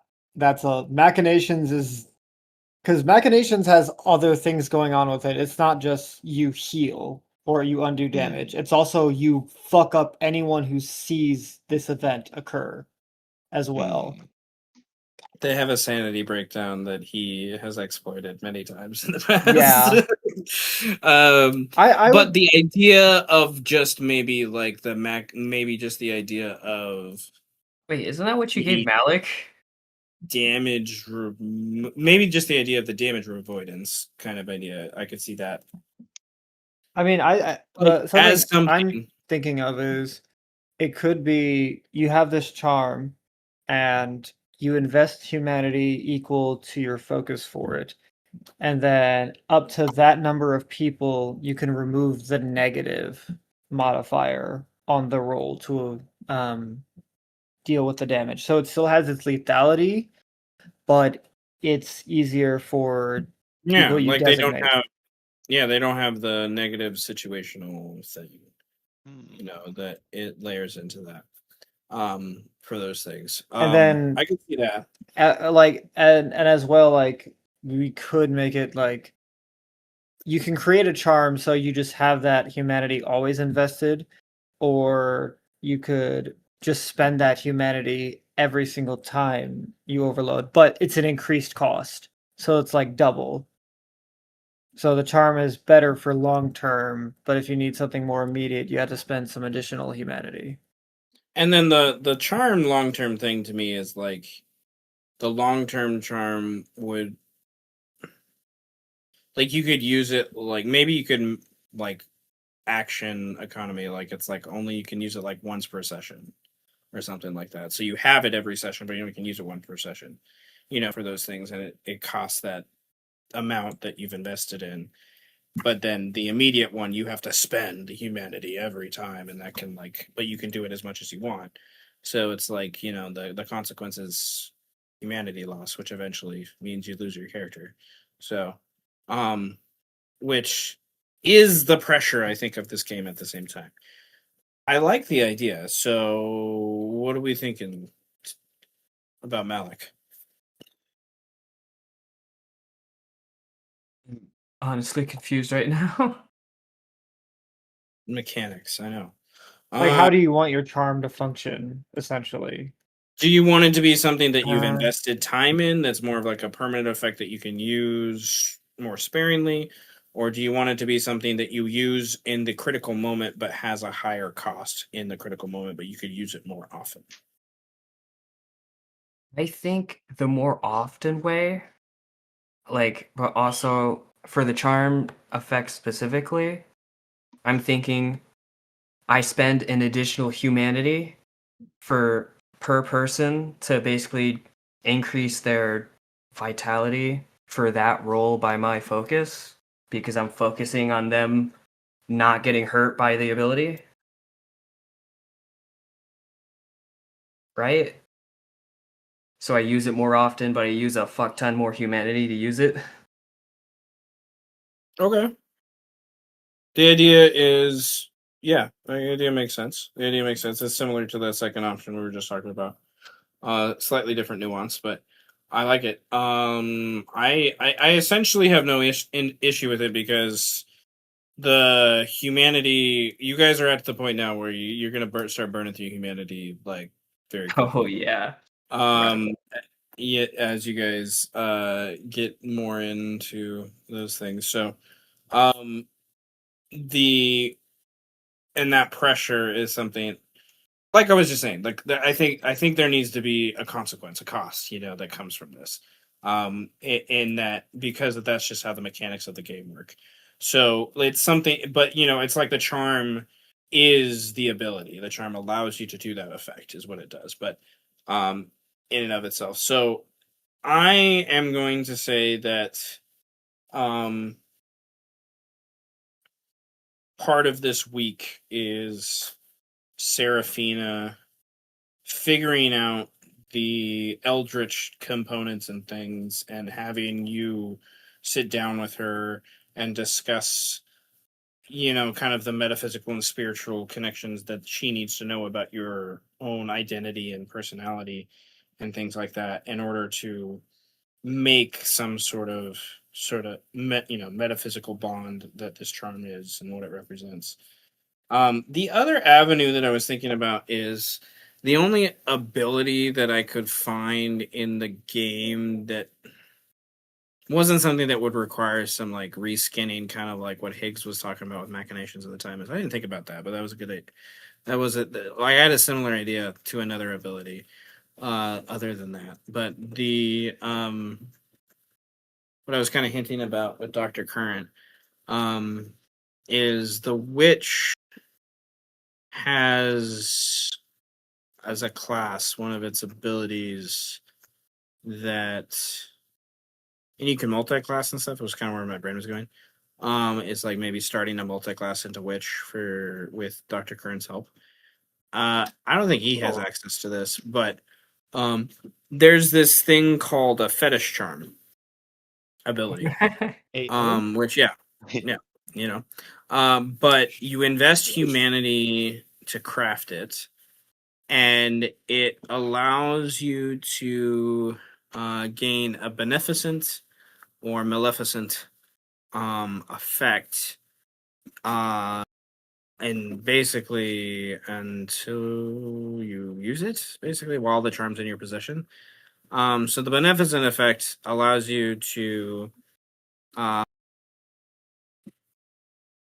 you can basically, like, it's the equivalent of like rolling advantage, I guess, in D&D. You're allowed to roll the dice twice and take the higher benefit, and that then absorbs the charm for those things. And then the maleficent thing was the opposite, like kind of the opposite, like for those things you can inflict on your enemies and they have to basically roll at disadvantage, is the simplest terms. And that's like rank 1, and then rank 2 just makes it a lot more difficult, and then rank 3 makes it a lot more difficult, and then the mastery is basically they take damage when it happens and like it fucks with them and stuff. It's an interesting kind of mechanic. So it's something I was kind of thinking of to maybe like teeter into some of that, which is a big element of this game. I feel is like doing a lot of reskinning like that and kind of looking at abilities like Higgs was just suggesting with machinations of timeless. And to me, it's not always an item or a weapon. Sometimes it's an ability that's from another class that we might be able to subclass into or something like that. And I guess I should say multi-class into, that we can kind of like interpret that ability as the thing that you're talking about, because that I think that's like the intention of why you're allowed to take so many multi-classes in this game, without like detriments, like other than there's not a detriment at all. It's kind of just like everything's just a kind of a gain in some ways. So there is kind of that element of the approach too. So I don't think I want to do a whole multi-class just for that, honestly. well, it's not like D&D, and it's not like a whole multicast. Like literally, it's just like you gain a rank in an ability. That's what it is. Like that's how it works. It's just like you're technically now that like it's not there's not any prerequisites or anything other than narrative prerequisites, which we kind of have. We could argue we've met with Dr. Curran in some capacities. We don't have to go that direction. It's just often an easier way to interpret it than creating something from scratch. Is my argument towards that idea. So, nevertheless, all right. I just don't want to lean into the idea narratively that this takes time for Serafina to do. Like this isn't because it's something that is so quote unquote new for those things. So you're setting that up as you're going between the hospital and meeting with your agents and the like, which is cool. I like it. I like it. I like it a lot. So me next. Me Yes, next. please. All right. What do we got? Okay, so for so I have two main things in mind, and then background things. One is it's yeah, fuck. I'm assuming it's safe to say that Luther got his car back because he kind of left it at the office building. Um, Never had time to go back to get it. I'm assuming it's safe to say that he easily got it back. Yeah, roll me a luck check to see in what condition.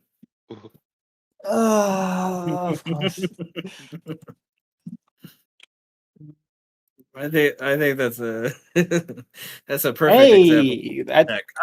Hey, it's like pretty much like you get the impression like I think a 2+ is like someone left a flyer or something on it, or like there's like a weird trash on it, but it's not like damaged by any means. It just like someone just treated it as an object more than anything else, right? And you just like clean off this trash bag. There's some like weird lemon peel, banana peels or whatnot, but it's fine. It probably took you a day or so to like arrange a ride to get down here, but yeah.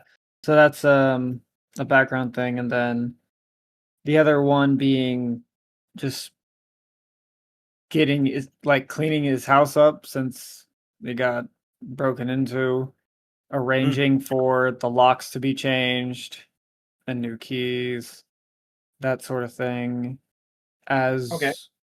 Oh yeah, as part of the cleaning the house and arranging new locks, I would like I think this might be a hybrid check, but you could take either score.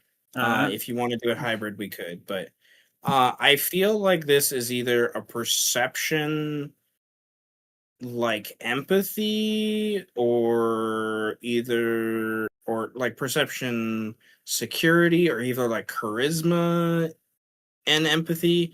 Because I feel like there's this sense that Luther would want to make sure that the people are doing these changings of locks and things like that are people that are not going to create issues and say things they shouldn't say, with you already becoming loosely famous on the street, from things that have Yeah. happened. You know what I Which mean? I have something to that. We'll get there. Well, I do have something to that. But I'll go empathy, charisma, since my stats are higher. I have a higher charisma. A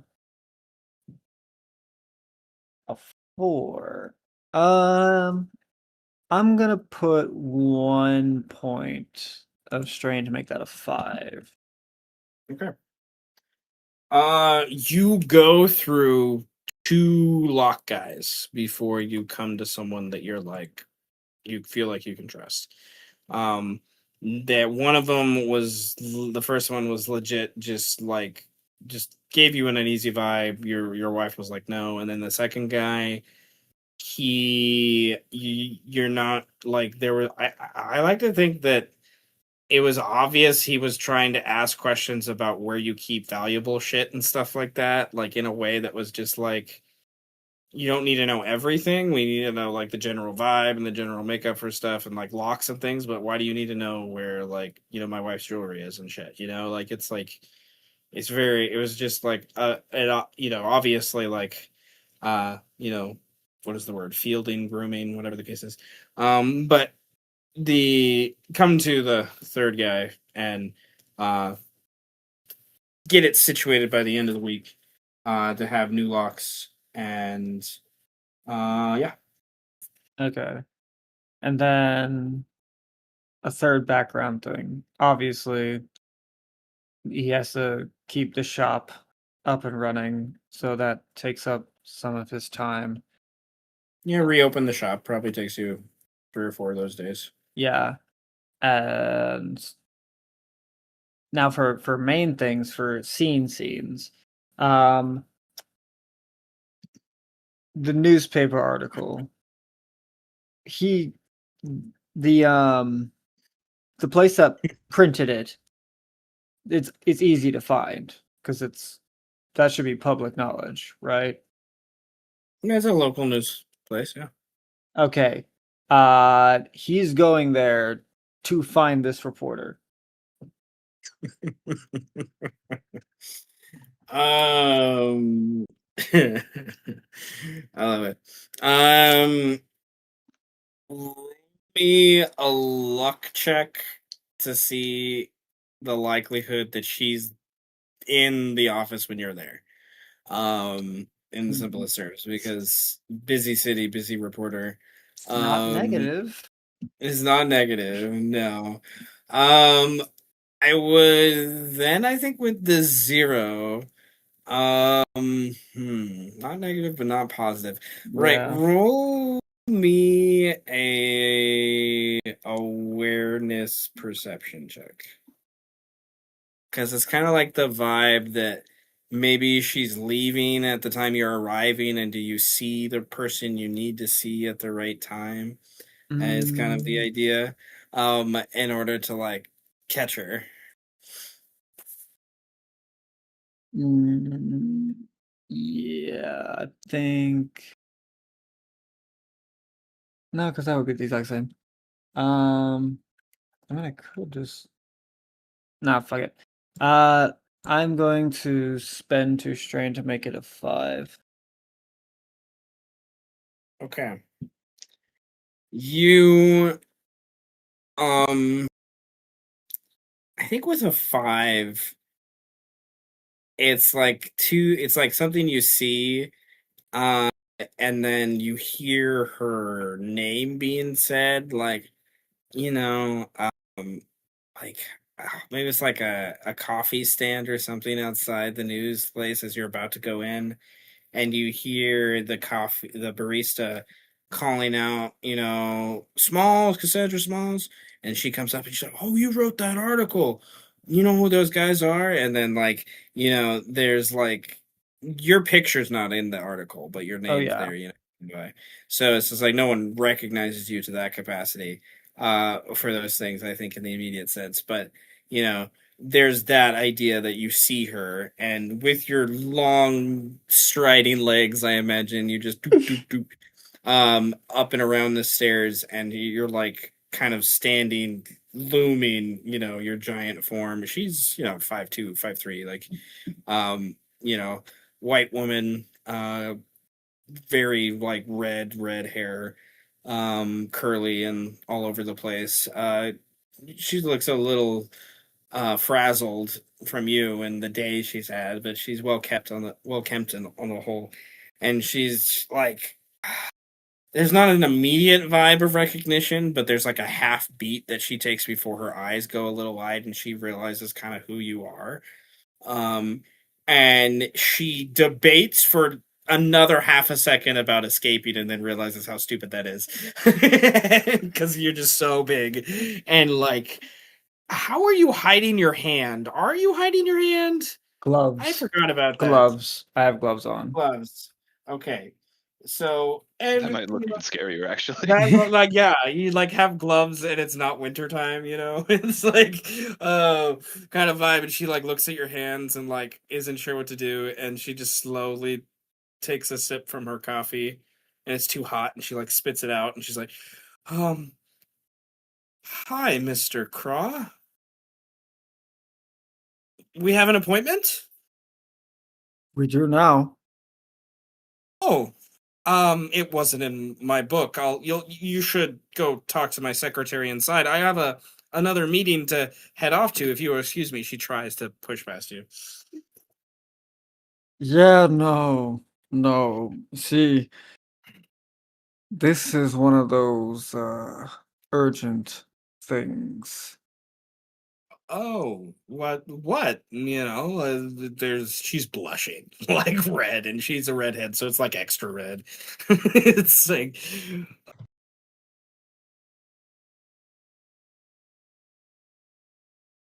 This motherfucker. Look, let's talk. Private. I'm not gonna hurt you. oh, okay. Yeah, well, let's go inside. We'll get a meeting room. She leads you inside, and there's just that awkward. I imagine it's like one of those churning doors that were really popular in the 80s, 90s.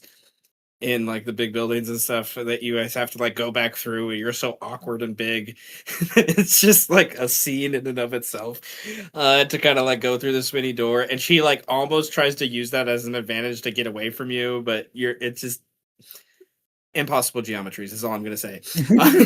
It's just like no hopes, and she just doesn't understand how you're just there, kind of things. You're just on her, and she just like it's this weird ominous vibe.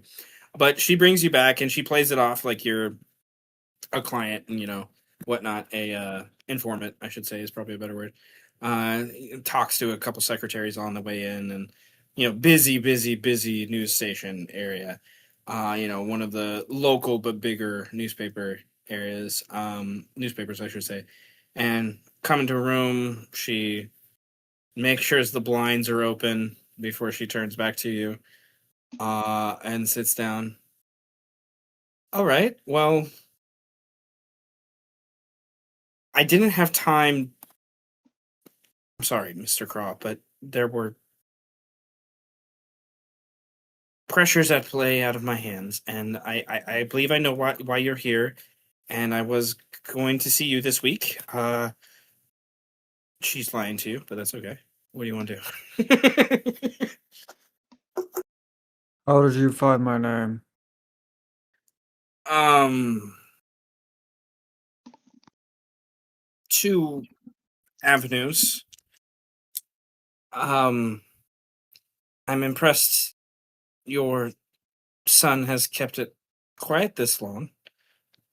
I ran into him that night, um, leaving the uh, chaos of one of the scenes. And at the time when I first met him, I did not know he was your son, and I helped him on his way home. But when he got home, there was,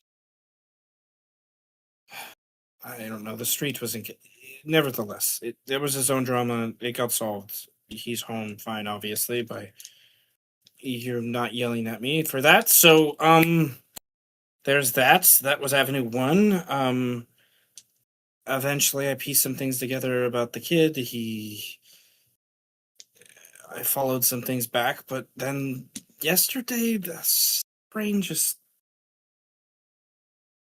It's one of those things that I've learned in my experience in my career that you take advantage when this opportunity knocks.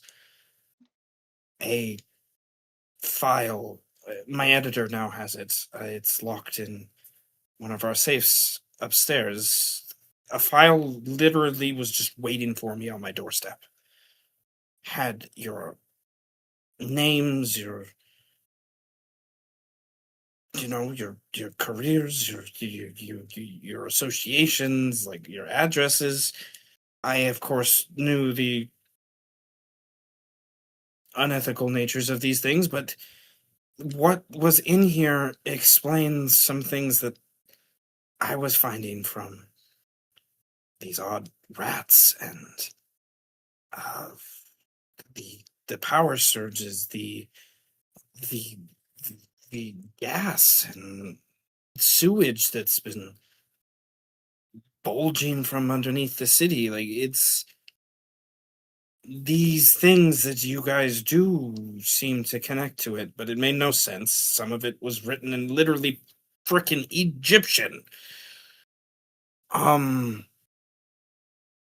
I don't know who left it for me. If you want what's in there about you, I can go get that. But I won't be able to leave with the entire file by this point. My editor would. Where we're at now with some of those things in there, if it got in the wrong hands, I'm not saying I would blackmail you, but there are others that might.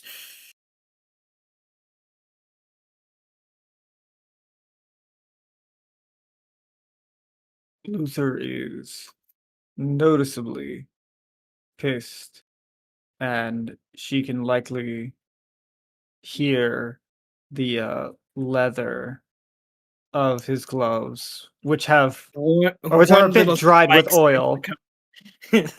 little spikes start to pierce out a little bit.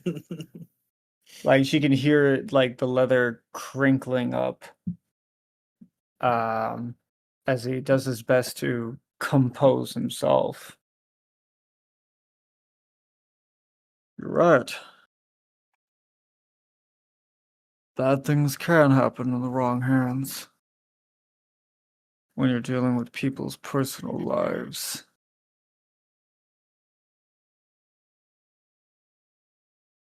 Well, didn't mention any of your other connections other than trying to promote your business.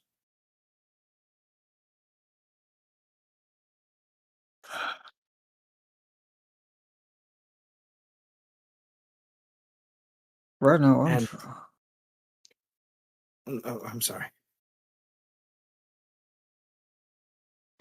I don't know exactly how I should feel about this,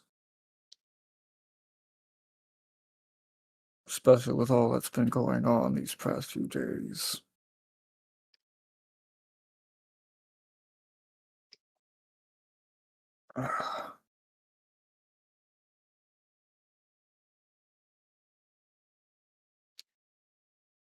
I'll let you off with one thing.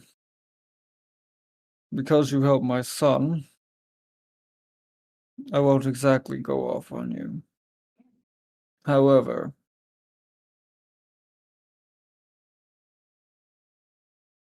be thankful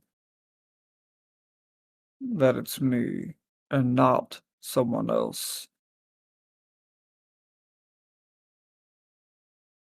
Because I am being as patient as I can.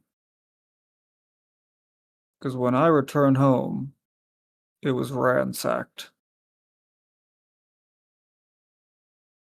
Luckily, my family is fine. People's information. You as a reporter know how dangerous it is to work with it. And that it came from some unknown person.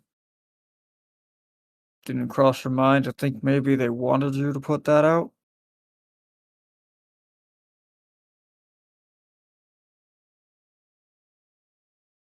For less than generous reasons?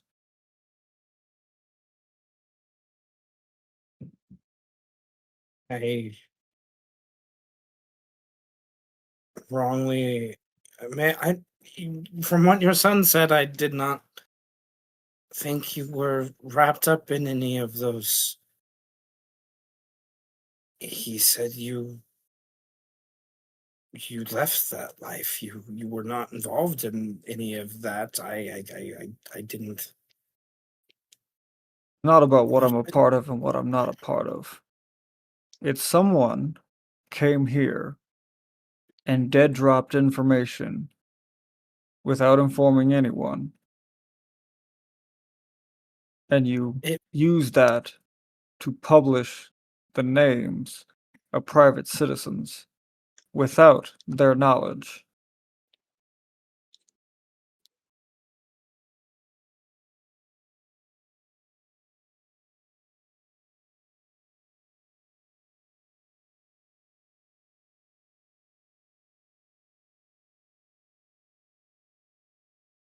He is.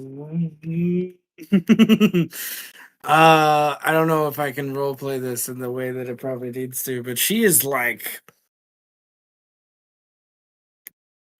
shaking a little bit. Like she's starting to like her eyes darting to the door, the window. She's turning a little bit more red. She's breathing a lot more like heavy and things like that. She is, it's kind of like um she's in a corner, right? And she kind of knows it, I guess, in some ways. Um she doesn't say anything. She's like, it's all like she's afraid to say anything right at this point.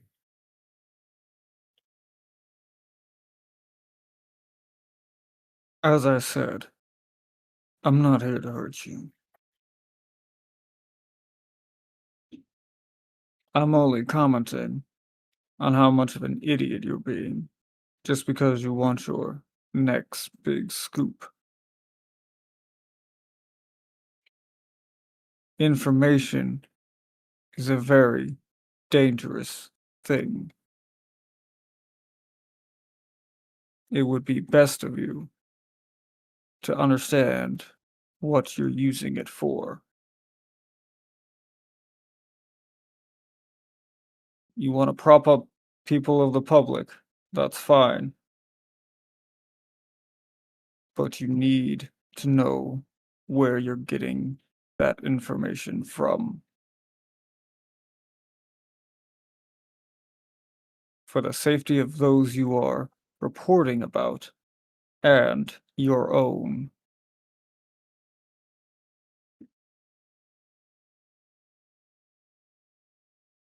He nods and kind of like, I don't know, uses part of her sleeve or whatnot to like wipe away some tears welling up in her eye, or left eye, I imagine, a little bit. And then she, what do you want me to do?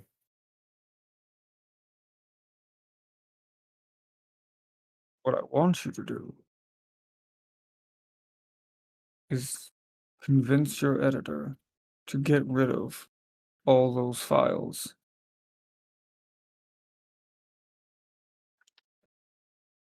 That's what I Um, want. Can I guarantee it? Of course not. Not without breaking the law.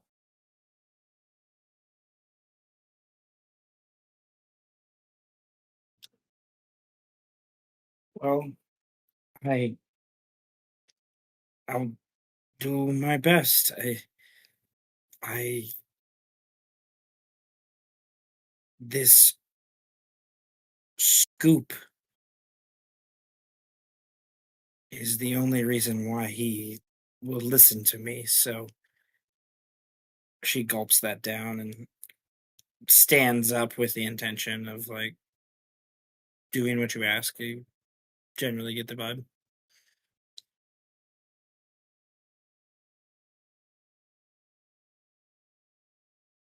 Do It's you okay. let her leave? Yes. I'm Uh, sorry. Yeah. It's okay to want to tell a story, a good one. It's okay to want to praise people.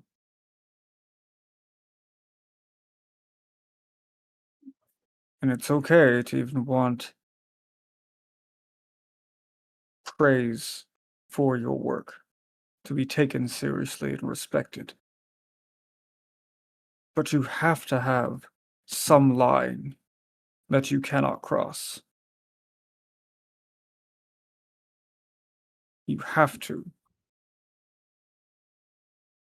Because there is no going back from crossing that line. If you already know that I was close to gang life, then you should also understand it's not easy to get out. Even if you're just watching from the sidelines.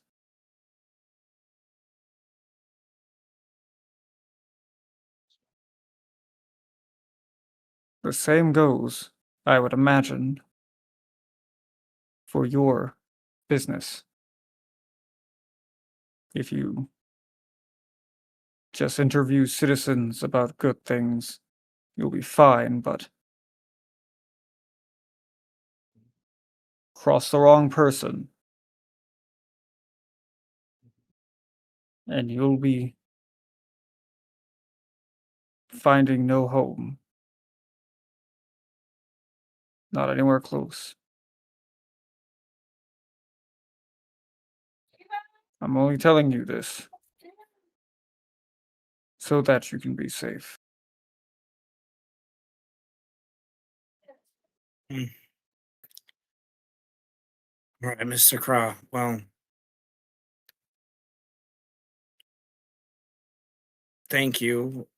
I can't do anything about the damage the article has done now, but I can try to make sure.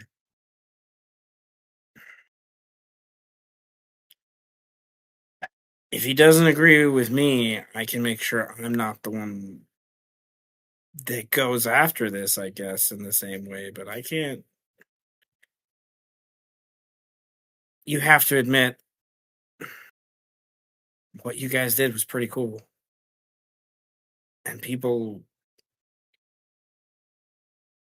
they know that now, so it's gonna. It's all right. All right. Well, she wipes tears again from her eyes, and she goes to walk to the door. You can see yourself out, Mr. Craw. Um, and yeah. Um, I hope everything goes well with your family.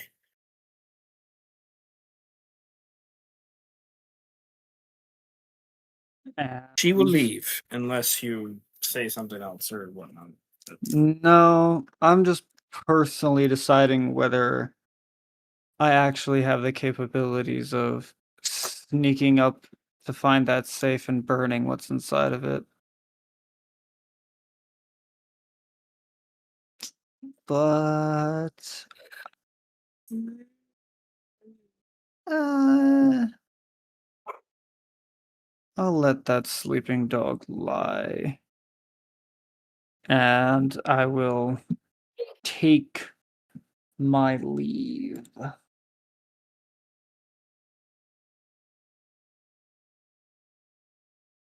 Okay. The later part of your week is going to be absorbed with some of the things that your wife gets you wrapped up into, which is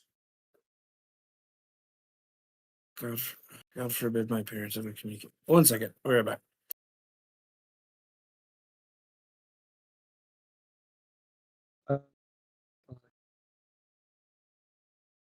Uh-oh. I did hear a little bit of rumbling in his background, so I think someone might be here or at his house. Yeah, there always is, but Oh, they might be they might just be a lot closer and a little louder or something like that. gotcha. Well, when people show up randomly. So is the idea. Mm. Would it make sense if one of the things that Lori has me wrapped up in is the church? Because I also You were want to, getting to where I was getting to. yeah, because I also want to talk to Father Zeke. There's an idea to where he is putting together, and Lori kind of gets wrapped up in the preparation of like an end of the week kind of like neighborhood like potluck thing kind of going on. Is kind of the idea is they're trying to bring people out of the darkness that's kind of happening, like remind people of community and things like that. So there's a layer where you get wrapped up in some very mundane things that she needs you to do, of like, hey, go move that big thing so that we can put the picnic table here, stuff like that. Go buy candy, party favors, a pinata for the kids, whatever the case is. Various kind of things get wrapped up into that idea. And like school's out because of the chaos that's happened. They kind of like put it out for a lot of the week. So your son's home and the kids are out on the streets and playing, and the days turn into mundane stuff, like daily, routine stuff, and I think kind of a somewhat comforting way considering everything Luther's recently been through. So I think it allows some time for the family to like find some time to have some meals, have some conversations and things like that. So you would definitely have an opportunity to talk to Father Zeke towards the end of the week, I imagine. As it gets closer to the party to just like have opportunity that you're both at like the church or whatever, setting up something. Could be the capacity if you want to approach it that way. Or you could wait till the actual party itself, and then there's a opportunity then for essentially the party to come back together in some capacity. Because I imagine I was kind of literally thinking that too. I was kind of getting to the vibe that like this block party thing is like everyone's invited kind of thing, and like I think it's almost kind of a vibe because now of the newspaper article, like you guys are like honorary guests that have been invited sort of thing to like have the neighborhood to like say thank you to you sort of vibe. So I however, kind of want to approach it of talk before the event occurs, before the party.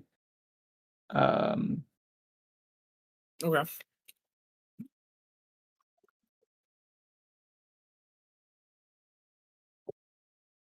the only thing is, I just want to remember two things: the name of the guy we had in the bathtub and the name of the cardinal. uh phraseology you only hear in tabletop games usually. The name of the guy we had in the bathtub and the name of the cardinal too. Like that sentence in of itself is just like a whole wrap up of just like, huh, yeah, out of context. Okay. Um, the name of the guy in the bathtub was Father Marco, is what you guys inevitably learned as his name. That you guys set free, so to speak. Um, and then the cardinal. Um, where did I have things? Oh,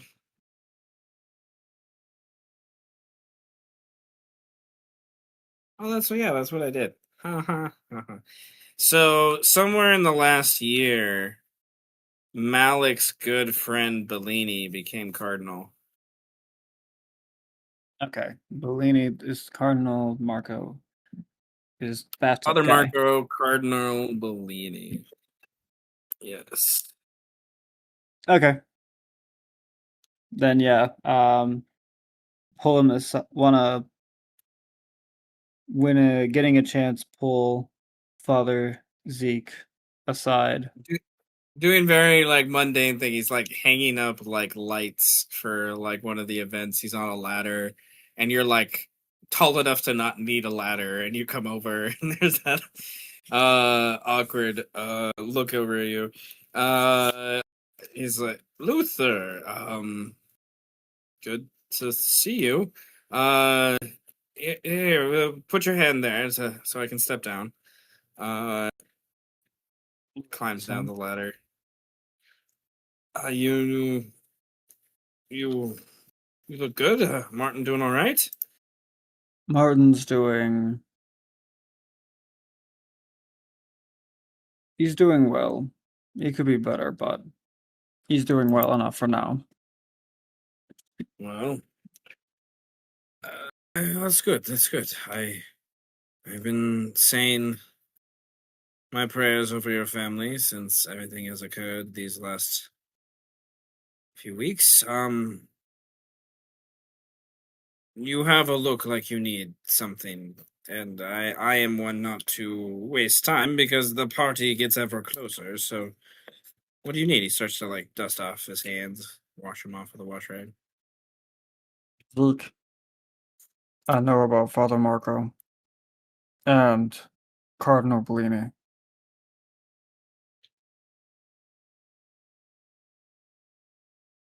I know about what's actually been happening in the city. And you know some things too, don't you? I have seen some things in these last 6 months, to be sure. But Marco talked of you, yes. What do you know of Bellini? Other than he doesn't deserve the seat. I think many of us could agree. Well, what I know is he's been rather obstinate about things that you want to do here. But Worry about that, Luther.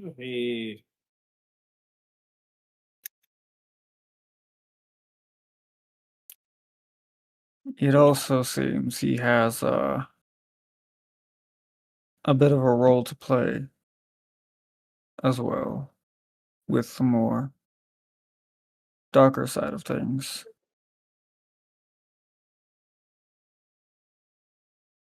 I might not understand full and well the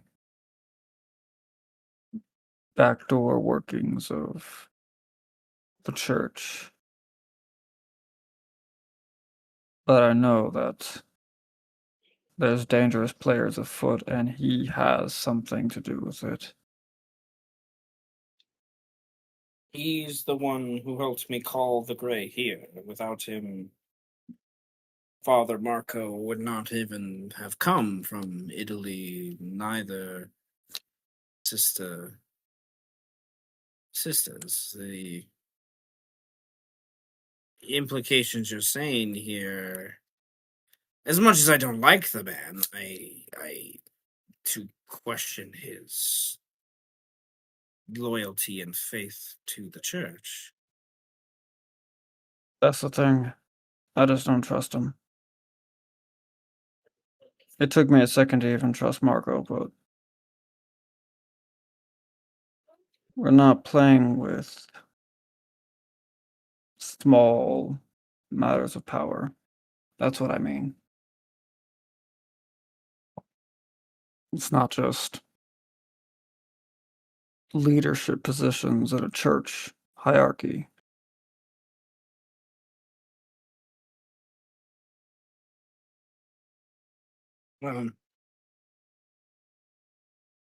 I guess it's hard to say thank you for news that is so troublesome, but I will look into it on my end. See what things happen, but let's get through the weekend first. This festival is desperately needed, and many of the people, yeah, they have been forgotten, and we shouldn't be those that add to that. So, I say don't worry. At least, why he shakes it off. He just wants to get back to work as best as he can. Right? Let's get back to it.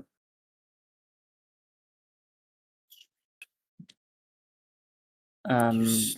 Luther will continue helping with whatever needs his attention. Okay. I think the only other implication is because of you being someone that's there and you being someone that people kind of know in the local area and your name's in the newspaper. I think either your wife or probably Father Zeke as the organizer more so, maybe your wife pushing for it a little bit, is like, well, make sure the other honorary guests make it to the party. Is kind of the vibe. So, uh, you would invest part of the week, I think, towards that end. Is getting the appropriate people there. All right.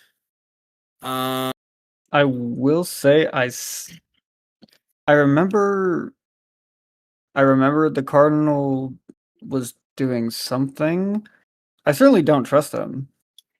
But like I do know he sent the. Now I remember. Yes, he did send the gray. That part was eluding me. Still don't trust him though. All right. So Oliver and Siegfried. What do we want to do, my good sirs? With your week. Well, for Oliver, he, I believe, would want to do the sort of what was the split one called? Sorry, I moved in the rule book. Me too. Downtime. 90-ish. Okay, here it is. 90-ish, yes. Balanced training and self-care or balanced medical care and self-care? I believe I would like to do balanced training and self-care. He both wants to return to a sense of normalcy after everything that's happened, realizing again that he has to still go back to class and attend some regular classes, perhaps in the downtime that he does have, doing small experiments. Between that, just doing anything that he can to restore normalcy, restore a sense of self, and restore any kind of calm to the life that he has. Maybe almost intentionally not seeing grandma right now because she almost represents Oh, yeah. everything else. And where her humanity is right now, she's very, like, yeah. uh, obsessive. Compulsive in some of the extremes. Okay, I like it. So general vibe. I love it. Okay, cool. So Also, it sounds like we want to bring the party back together, so I don't need to go too in depth. okay. Well, I think from the sense of normalcy, the 5 humanity gain makes sense. And then I think from the attending school and like filling your brain with like other things kind of makes sense for like the strain uh kind of preparation in some ways. As your combat abilities tend to be more mentally focused anyways. Um with that. I like it. I like it. Sweet deal. And then the other thing we talked that you loosely mentioned is possibly going home to see Oh parents yes, and then crafting things. yes. Going through the Um, specifics of that, I guess, in more detail. But that's also something we could do later too if we want to do. But I'm fine either way. I can work out the exact crafting later. I think the what exactly I am crafting. Yeah. And I guess just asking from a meta perspective, is there a scene at home?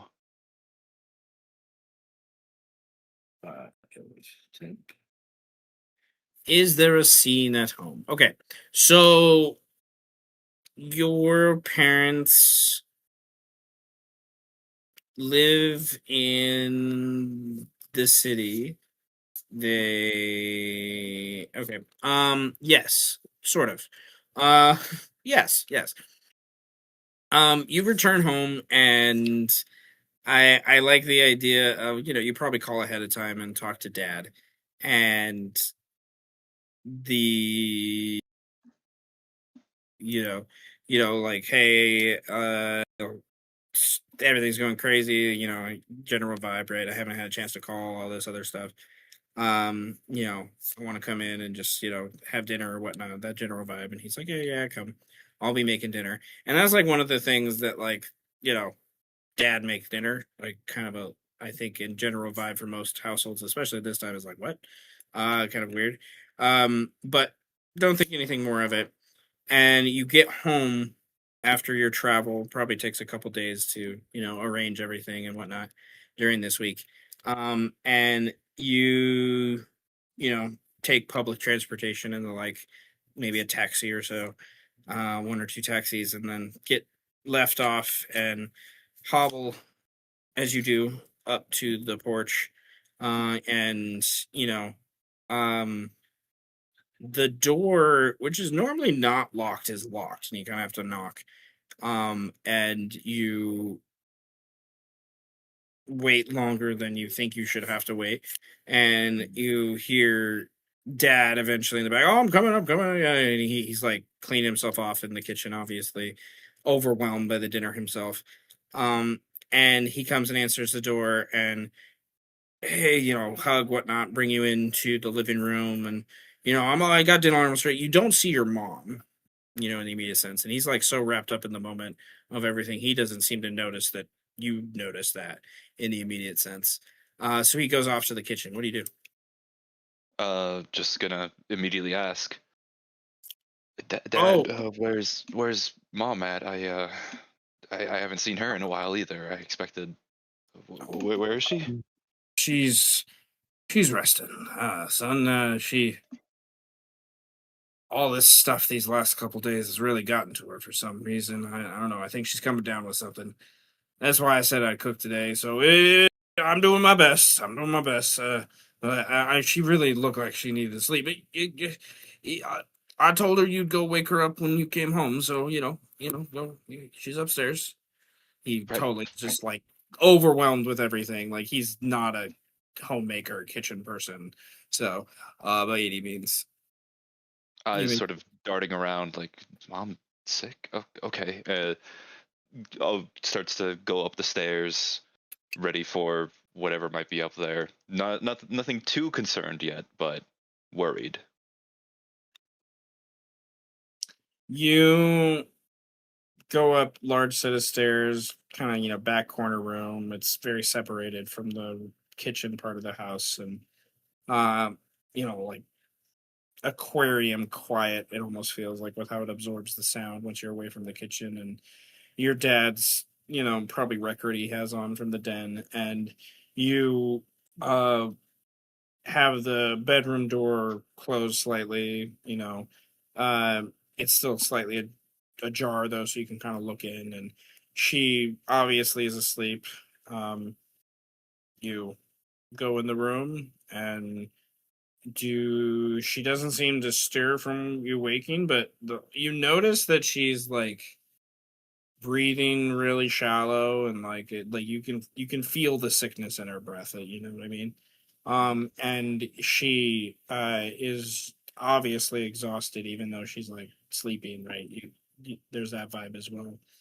And as you come closer to kind of look, have a better view of her face and whatnot, she um, it's like freckles almost on her face from her like coughing or breathing, like red marks, from like coughing a lot and stuff like that. She looks really worn in that way.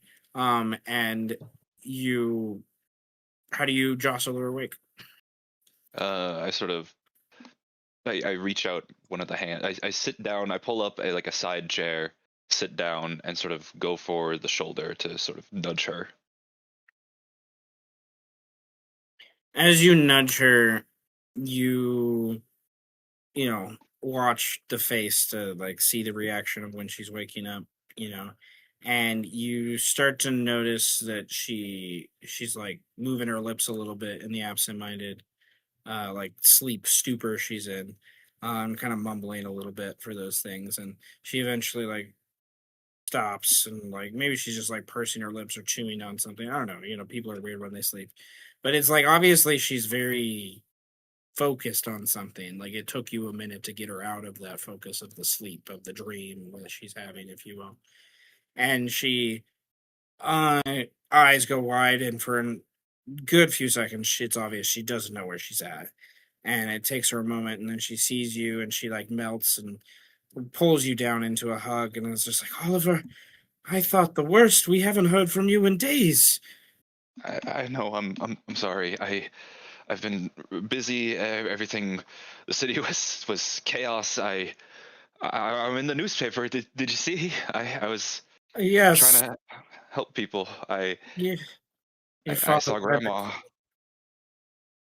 Oh, she Yeah, was mentioned in the newspaper. Hmm. it's been a while, since either of us saw her, and it was originally something for work. But we ended up uh, working together, and we were able to help some people, and I I think she's I think she's okay now. Um, I think she's uh, more open again. If you want to try to reach back out to her too, right? Um, but Um, obviously not right now.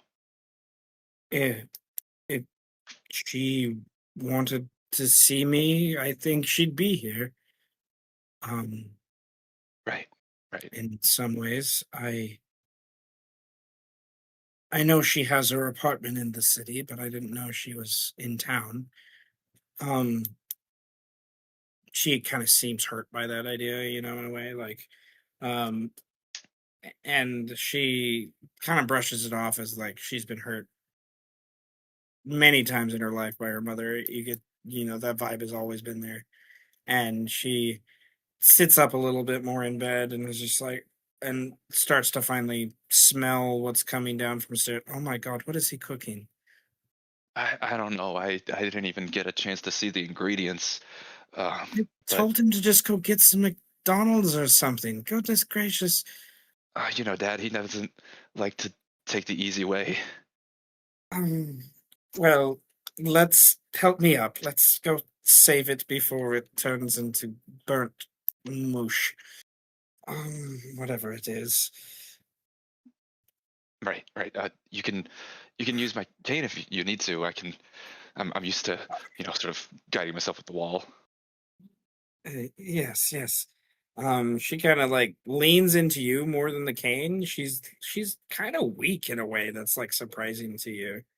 As she stands up, but she plays it off like she's not. Like she's kind of that vibe of a person, and she kind of hobbles and walks with you as best as you can. And it's like one of those moments that's rare in your life where someone feels weaker than you, and it's like unsettling, I think, to Oliver in a little bit of a ways. Not enough for a horror check, I think, in any ways, but like enough to where like Oliver's like, Noticeable. my mom, I'm worried about my mom, kind Oh, of. have you gotten a chance to go to the hospital yet? You seem pretty bad. No, no, we were waiting for the chaos to get down, and the doctor, we've called yesterday, and he's been pulled. No worries. I'll be fine. I mean, I'm gonna worry about you. You know that I will. Um, Well, that means that's why you're my lovely son. I thank you very much. I worry about you too, but just one step at a time. right, You guys right. slowly crawl down the steps. And you have to like help her more than once to like pivot a leg or a shoulder or something. And I would like you to roll me either a I'm gonna drop my mom. empathy, either I'm an gonna fuck. empathy.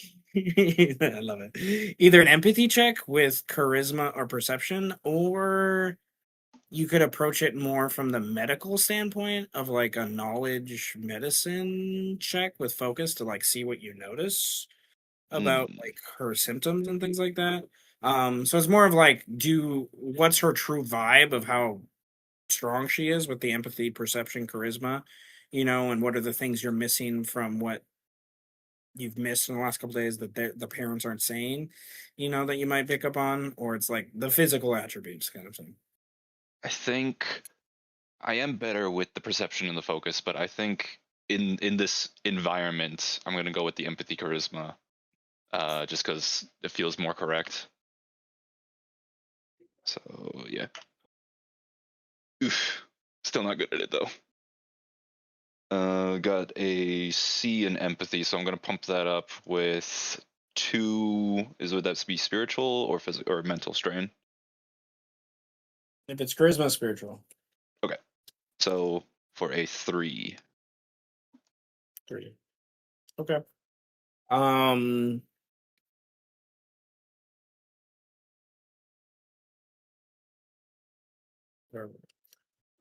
She is in some ways like the weakness that's happening to her. It doesn't exactly feel physical, if you know what I mean. Like like she has a weariness to her state, her demeanor, that kind of has like layered into her physicality, and it's like it's obvious she hasn't been sleeping. She's never been a senile person, and she seems very not here right now, like mentally. She knows where she's at, she knows you're here, and she knows dinner's happening, but like it doesn't she it's like she's like floating in a cloud, sort of, with how she like seems to be paying attention to things, and the like. And Closer to aphasia then. she's extremely thankful that you're here, and multiple times asks if you're going to stay the night and sleep in your own room like old times throughout dinner and things like that. And you she's been very worried about you. It's very obvious. Like she's like she thought you were dead, kind of vibe. Mm. And you're wondering if that depression isn't part of what got her here in some ways, you know what I mean? So there's like that and then like hearing her mom, is here. It's like very conflicting things are going on. And um yeah, you had a 3? Yeah.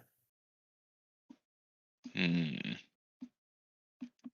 And now can I look about the physical, or was it only one or the other?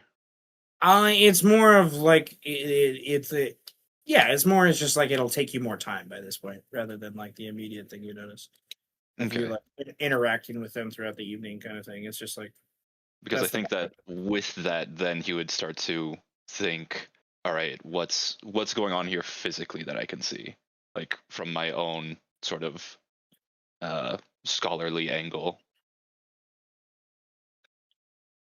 So you said that would be what was that again? Focus? it'd be with focus, and I do not know if it could be with either knowledge medicine, or you could do a focus check with like first aid if you have first aid. I have first aid. I'll do first aid because I also have an A in it. I should be fine too because I got a shit ton of focus. Yeah. Okay. Woo. Was 7. Okay. Yeah, you don't need a Spencer ring. You're good. Okay. You physically where medals. Okay. Um. Okay. Yet again, there's like nothing immediately physically wrong with her. Like you don't see like a bruise or a hint to anything broken or a hint to like atrophy or anything like that, or like malnutrition or anything like that. It's just her body feels extra weighted down for some reason. Like she feels heavier, like as she moves through things, right? But it's subtle, and it's one of those things that it's because you rolled above 5. But it's very subtle that you see in those spots around her face that like had like those reddish things that it's like, I don't want to say it's as aggressive as glitter can be, but it's like this weird sparkle that's there. this weird Mm. hue almost that's there. And your gut sinks a little bit. It reminds you of Agent Davies. The coloring, the weird purpley kind of gold stuff that came around his eyes. That But maybe it's still just very early. like a very early onset version of it. So with that idea, your first aid is not going to be helpful for here. This is an eldritch disease, an eldritch poison, based upon what you guys saw from Davies the other night. Like, there needs to be magic involved to do something about this. And how that is even affected is the other complication. Like with a physical disease, they know that it's a certain chemical or a certain reaction from an organ or a part of the body that's kind of doing those things. To where with an eldritch thing, it could be it's a spiritual, mental thing that could be from a possession, from a Helton like fallen sort of ideal of her hubris that's like her own mental stipulation. It could be someone casting a curse or something like that, which is like why like your brain's starting to, I think, rattle a little bit with that 7 as well, of like what could magical possibilities be towards that end. So what do you want to do? Okay, mom might be dying. That's good. Do I know of any actual way to not cure it, but at the very least treat it? Like, would my panacea do anything here? Would I be able to like prescribe anything for her to do?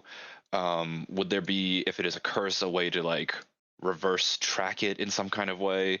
Obviously, I can assume that it has something to do with the spires and everything, but the exact nature of what I can even do here.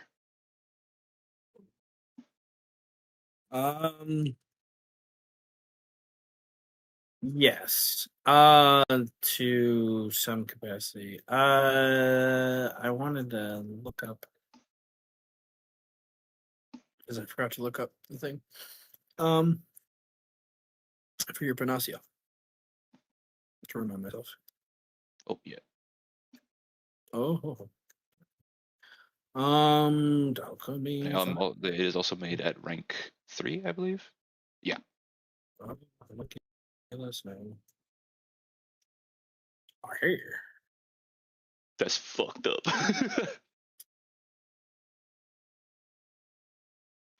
That'd be a cool boss fight, though.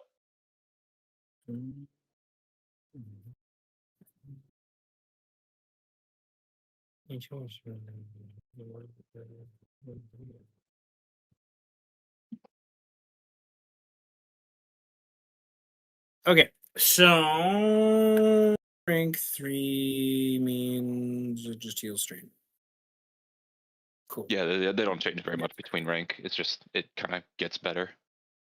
Overload.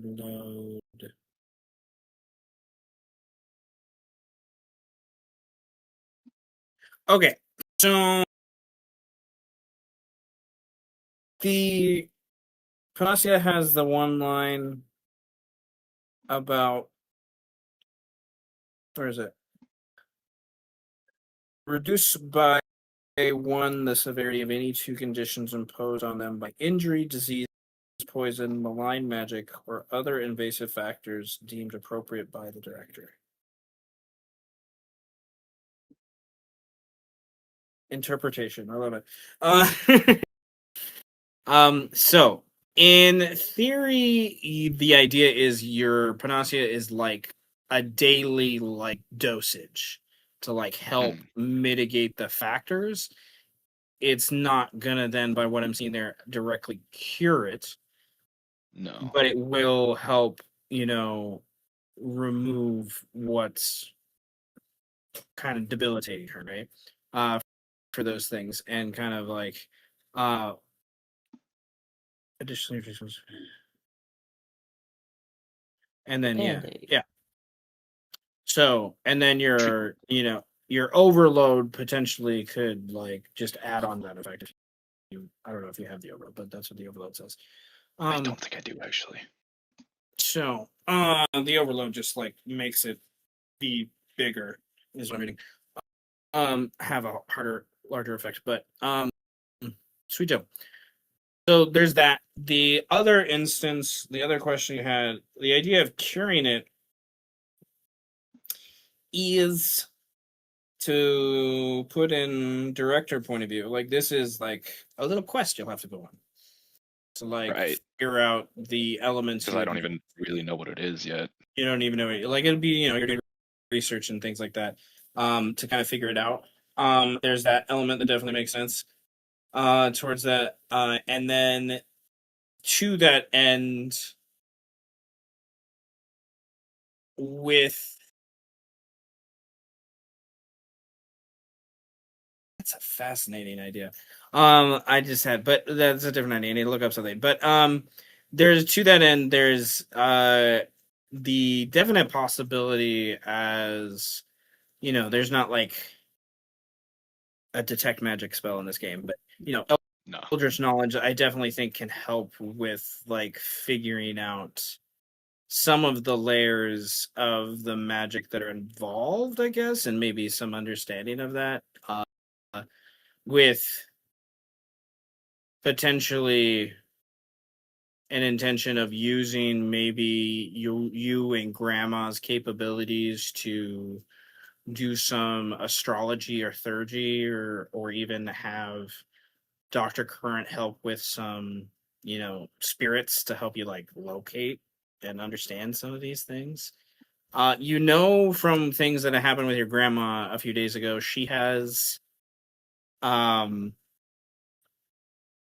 psychometry and theurgy and things. So she has a way to like look at things from a different point of view. So psychometry is for an item in specific, but I feel like with Eldritch stuff there could be some manipulation to that. But nevertheless, I think that's where your brain's kind of going to, is that you need Seraphina or Dr. Current, or if you don't want to get them involved, this is where I could bring up from previous conversations we've had in chat, in your private chat, if I remember off the top of my head, where scroll,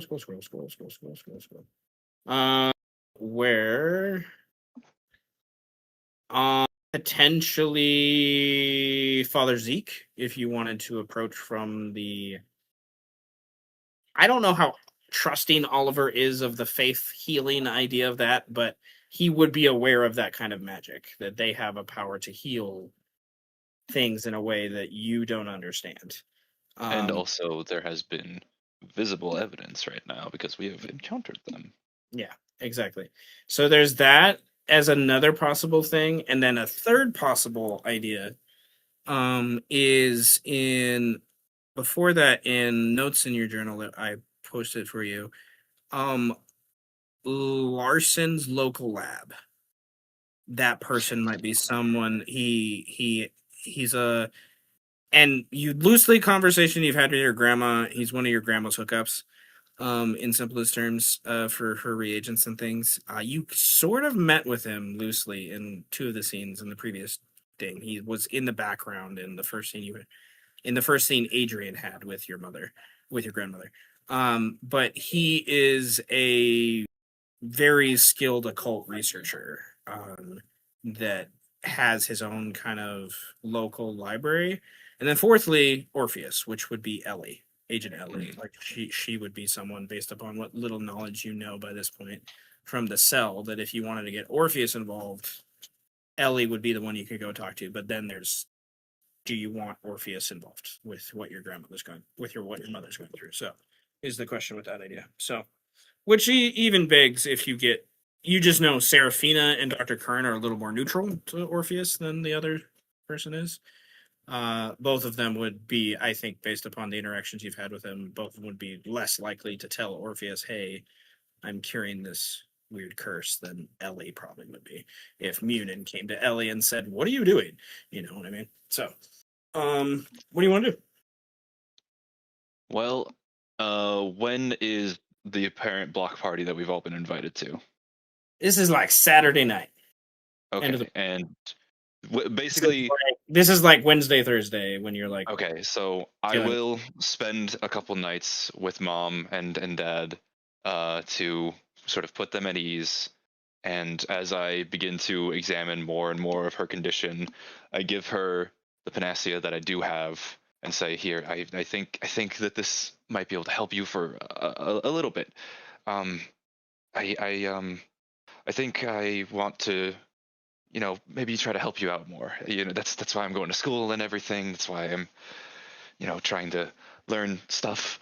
Um, so don't do anything too strenuous. I know that might be hard for you, but I'm gonna talk to some people and see if I can help. I'll be back. Don't worry. I have to go out and find people to talk to.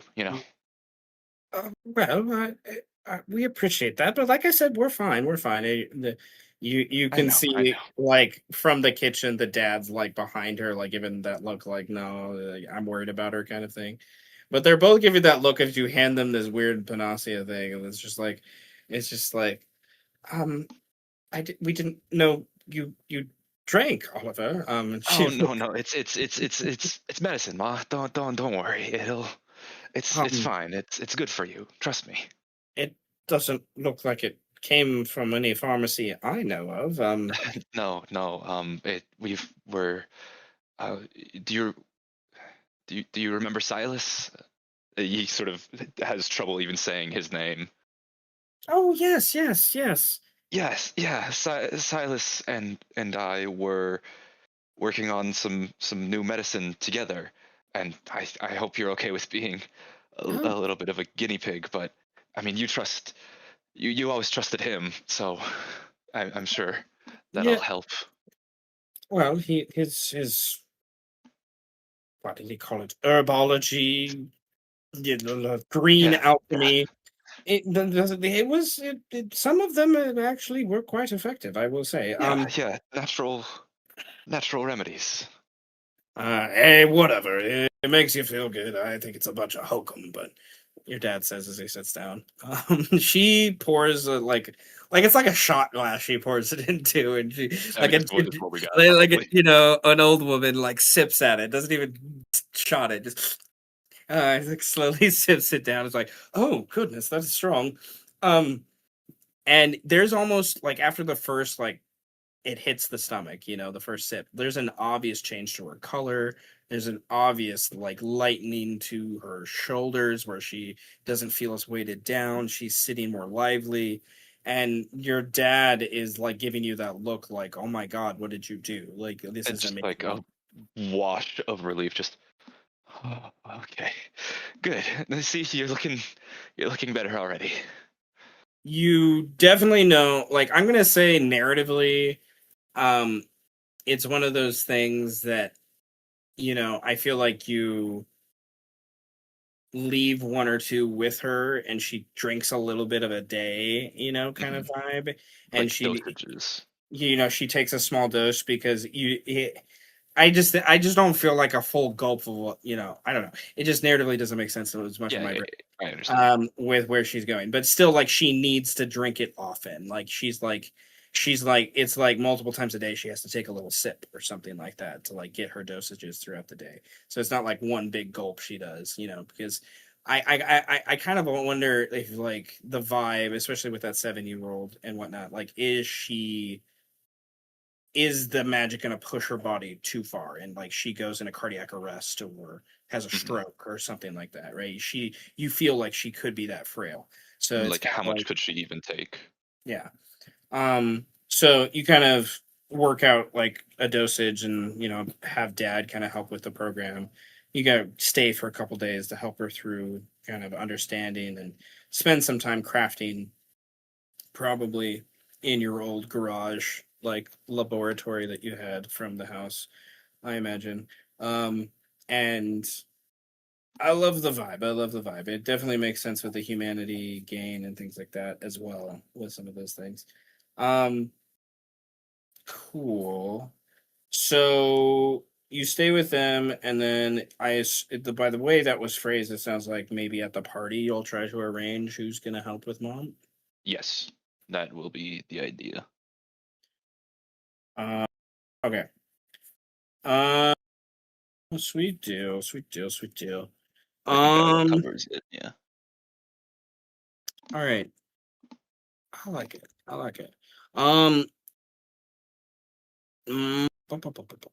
Okay. Siegfried, my good patient sir. We have things that we need to talk about. Unless you fell asleep. I'm here. Hello. The vibe of downtime, is it's. I appreciate you guys. Nevertheless, Siegfried, you talked about some investigation things you wanted to do on the back end for the nunnery. I really just wanted to say nunnery. I'm gonna be honest, it's one of those words that's fun to say. But you met way back at the second apparatus you guys dealt with, when you guys knocked out the guy and then eventually put him in a tub. You interacted briefly with a woman in a car and one of the nuns. And now I just have Monty Python. Get thee to another. And loosely got information, if I remember correctly, that like she used to kind of disarm you and like leave her, in this entrance, but like helped us connect to Father Zeke and the Gray and other things like that. Um, Nevertheless, you wanted to try to track some of those things down, and that's the main note I have. So we can address that, and then do you want to do any specific like training or intensive care or things like that as your downtime? As part of the downtime, I should say. Oh, one moment. The gum is hotter than expected. Now my eyes are breathing. Jesus. What? I just heard eyes are breathing. That's all I heard. The Airways, gummies, man. the gummies or something. Oh, Something hit. Airwaves. Okay, I'm good. My idea was essentially that, yeah. From what I recall, it basically ended up in saying, "Hey, come drop by when you can." So he would basically just do that. No need for some grand spy stuff. But aside from that, he would also frequent some bars, some dive bars that he can find around. And Gita always strapped around his back, so he can jump in and just play with others whenever the opportunity arises. And he also seemed to have replaced his alcohol habit with a Chinese tea ceremony habit. So now he's looking for a mobile tea set. Okay.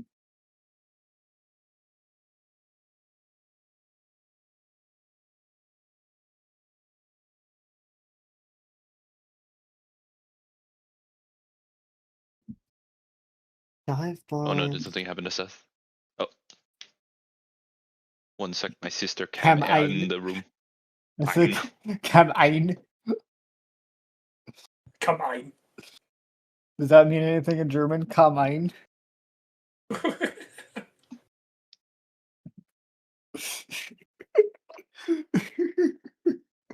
Come on.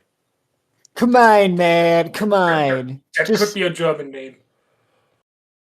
or like a really weird way, like a gangster, like with a slightly dislocated jaw. Come on, man. Come on. yeah, sorry. Okay, so Siegfried, I may have missed some of that, but because my sister came in, but nevertheless, we had nunnery. It's just a fun word to say. um, we had nunnery. We had dive bars. I heard. Yes. And we had what? He's discovered Chinese tea ceremonies. And Oh, now he's looking Chinese. for a mobile set for that. Tea ceremony. Interesting. Okay, so I could see the tea ceremony as ironic. Well, we played L5R, so I could see the tea ceremony as potential like training, if you will. I could see the dive bar as definitely some self-care if you needed humanity. Um, for those things you wanted to approach that. We didn't have to approach it that way. But no humanity needed that, but I will need it after the next battle probably because I picked a shit ton of stuff. well, you have to wait till the next bat for that. So it does sound like, and I don't know, there's the other one is intensive medical care. I don't know if you have any wounds that you want to try to heal. I don't have your sheet open right I'm now. barely even out of strain, so. Okay, so yeah, you're good. Yeah, the last couple of fights you've been in. Okay, so it sounds like you could approach it from the training perspective if you wanted to, and potentially get a pool of 5 temporary strain for the next thing from these elements of practicing and music and other things like that for the tea ceremony. Are you? This is so random. The tea ceremony is just like my brain's like, huh. I don't know how I expect came that. up with it, but I liked it. I like it too. It works. You know what the ironic thing is that we're gonna lean What? into? Like we're gonna lean into pretty hard is the nun that you talk to. I made her Chinese, like before all this.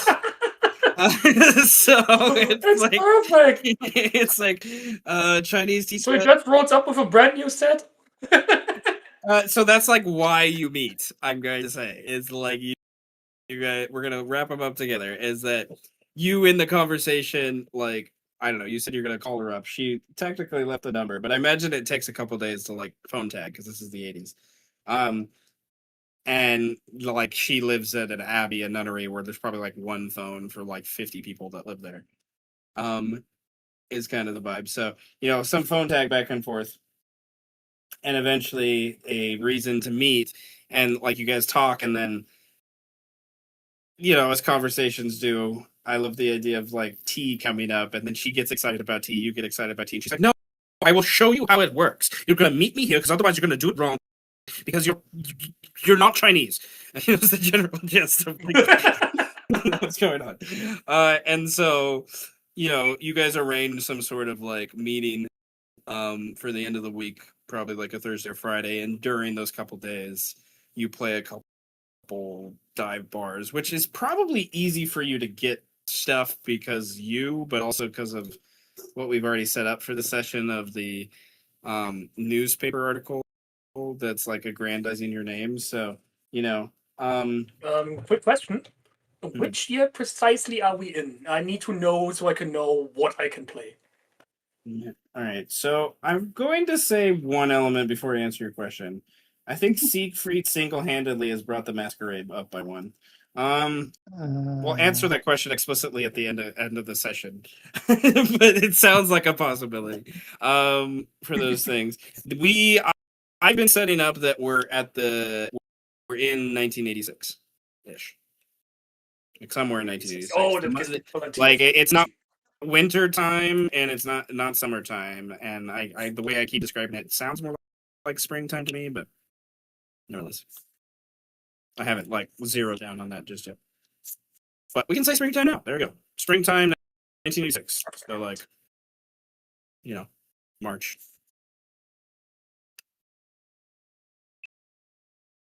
Okay. So all right.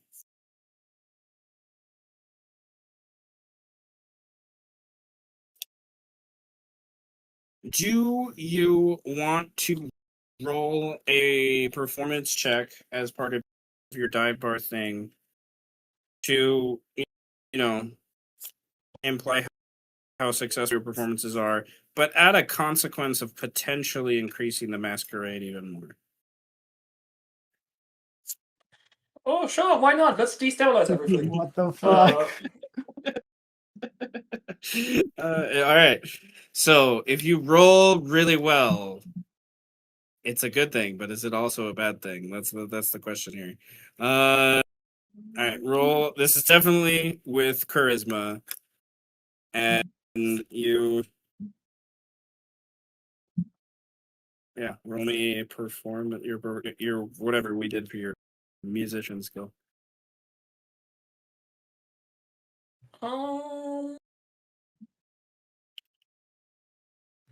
And I will Good give thing I just ranked you that up. I will give you a +2 situational bonus on this because one, you're already famous in your own right, but two, because like the local people are wanting to see you even more. So like the crowd's slightly bigger than normal. That is sweet. Well, let me just find the thingy on what I can do with B again. What side was that? B is yeah, go Plus for it if 3 you want. strain and a reroll. Yeah, up to 3 strain and a reroll per.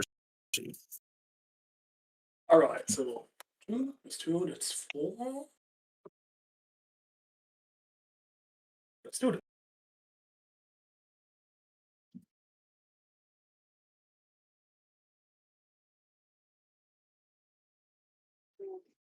Okay. Woo!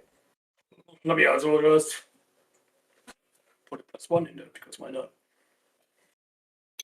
So why not? A 6 is a good number. Uh Or do I want to put strain in there as well? I got a lot to go around. Charisma, we said. spiritual strength then. Yeah, why not? Let's make it an 8. Let me just flex a little. Oh dear gods. Okay, guys. Siegfried plays 3 nights of an epic, like, tournament style, like, rock and roll, like, concert thing. That Iron trails Maiden, in. Judas Priest, Whitesnake, trails in. King Crimson. Yeah, trails in like famous bands and people that like are in town or nearby or fly in out on the third day after they hear the shit going on. And like it's like in bars on the streets at town square, like different things get thrown up almost impromptu. Um and as these performances trail through the city. Oh, It does absolutely make it metal. easier for Luther to advertise the festival too, I would say, with them because of that connection with Siegfried. Um, so the kind of block party festival thing that's getting set up starts to turn into like something pretty big. Thousands of people start to get involved. Siegfried, that's awesome. Uh, but also Secret Agent at the same time. I love it. It's I, the ultimate cover. I want to make very clear Luther does not like any of the attention that is coming to them Yep, at all. yep. I love it. All right. I mean, to be fair, Secret was already famous before. It's I not mean, much that changes. yeah, He's expected to play. it's like you can't be mad at it, but at the same time, it's like, fuck. I will You agree. can't be logically mad at it, but you're still mad at it. Exactly. Well, I do think then the tea scene would involve you being hungover to some extent after the party and for 3 days straight. Oh yeah, it was a total. When you would meet with a nun to drink a Chinese descent nun to drink Chinese tea after having a rock and roll for 3 days straight. The imagery is priceless. Multifaceted. Yeah. Fascinated. Okay. You are gonna meet her in this church, like, cafeteria place, I imagine, in the Abbey. And she's set up like a back circular table with like specialized um tablecloths and drapery and napery is actually the word I'm looking for. That the like come from her, her past and are like Chinese and all these things, and like the tea set and everything is probably like hundreds of years old that was given to her as some heirloom and all this other stuff. And she stands up as you approach and bows to you and offers for you to take your seat across from her. And she very business oriented. By this point her name is, I should have said this earlier, but by this point her name is Sister Chen. She's asked you to call her Sister Evie. Is that idea? But Sister Evie is very diligent, and it's obvious this is important to her, but also the church and stuff. There's prayer that needs to happen and all this other thing. She's very much, but you saw her that night, like she was ready to like fight. She was in the car, like, but she like had this like loose body armor on, and she had a gun next to her and all these other things. And to see her in such a kind of softer light in this moment, like the antithesis is not, I don't think, lost on Siegfried. But it's more or less like I would like a check of some sort. I think a presence check makes a lot of sense as you go through this to like demonstrate how well you're following through with those things, with what she's like asking you to do with like tea ceremony. And this will allow like the conversation to like be more eased up because she sees you paying attention to detail. I'm gonna make this an opposed check where she's gonna roll perception with empathy, and you're gonna roll either charisma or focus. No, charisma or willpower. I'm sorry. You can use either one of the spiritual ones with presence to try to walk through this idea. Oh, thank God, because my willpower is. Oh, no one's got it finished. It's pretty neat.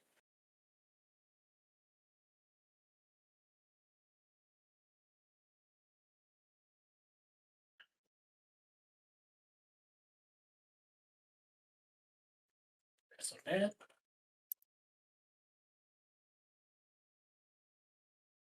Hmm.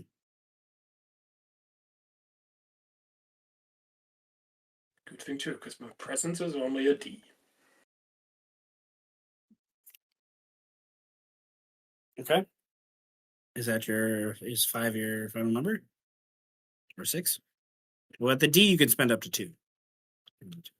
E, that's what I'm deliberating. Give me a second.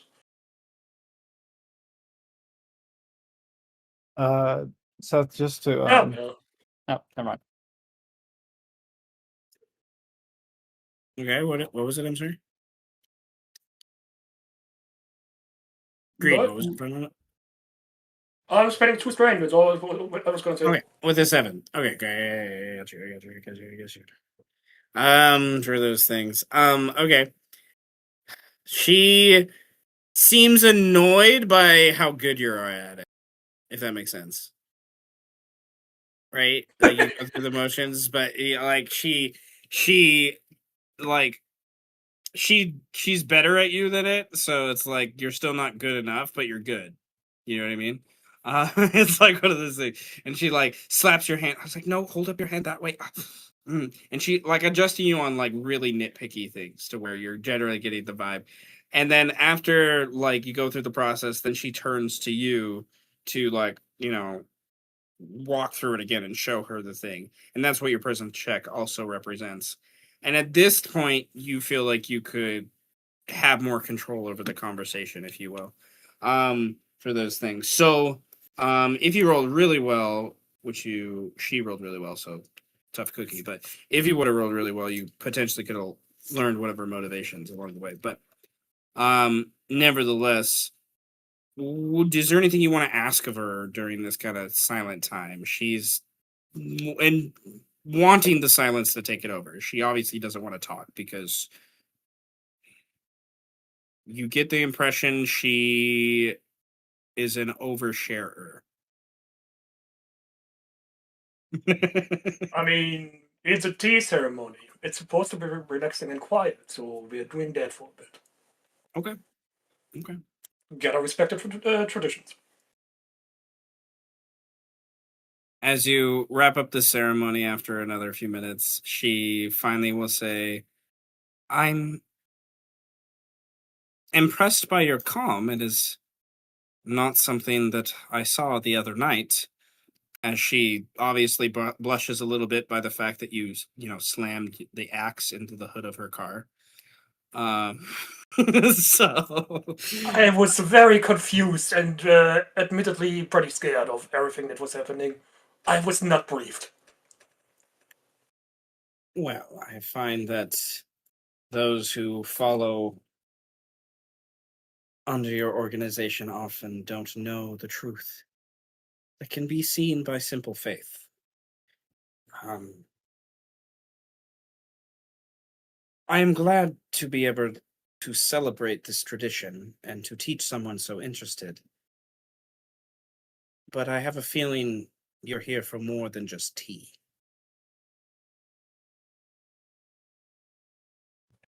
Hmm? I guess sorry for smashing your car. You could have said this apology over the phone, my good Mr. Anchor. I appreciate the sentiment. Why are you here? Apology over the phone doesn't feel genuine. Right now, I'm truly only here to learn. There's a lot going on that I don't quite understand, that I won't even begin to have the questions for. So, I essentially resigned myself to writing it out and seeing whatever nonsense happens next. And you could tell he cut himself off from saying bullshit because he's in a church setting. She kind of smirks at that a little bit. You. Is it just about tea? Or are you here to learn more of your faith? If there's something you can tell me, then I would be quite happy to learn. I don't know how much I can tell you about what your conviction needs to be. That is a challenge you must ask upon your own spirit. But I can help understand. Father Marco told me that you were susceptible to his divine bond. You, which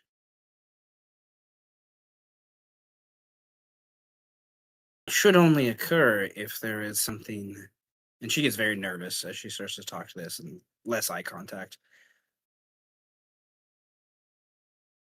It should only occur if your spirit has been taken by an entity of some sort. A Oh, it's certainly trying. I'm not letting it. Her eyes go wide at your so casual admittance of that thing. Um and she, what kind of entity? A demon? I do not know. It's a pretty big boy. Where I last delved into the spirit realm, or whatever it was. I told you, it is all very confusing.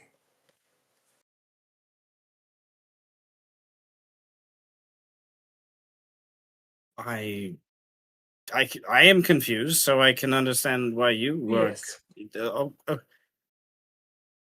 So What is it? Really? Apparently, it's supposed to either start or stop Ragnarok. And the ex keeps talking to me like every time we get into a fight, it's like, go attack that guy. And I'm like, no, shut up. Yeah. Does it speak to you now? Does it? Where's the axe? She doesn't see it. Like the axe isn't on your person right now. So, It's with my buddy. with your Jurgen. It's with my Jurgen. She just assumes that's a German word for like manservant or something. Probably by this word. I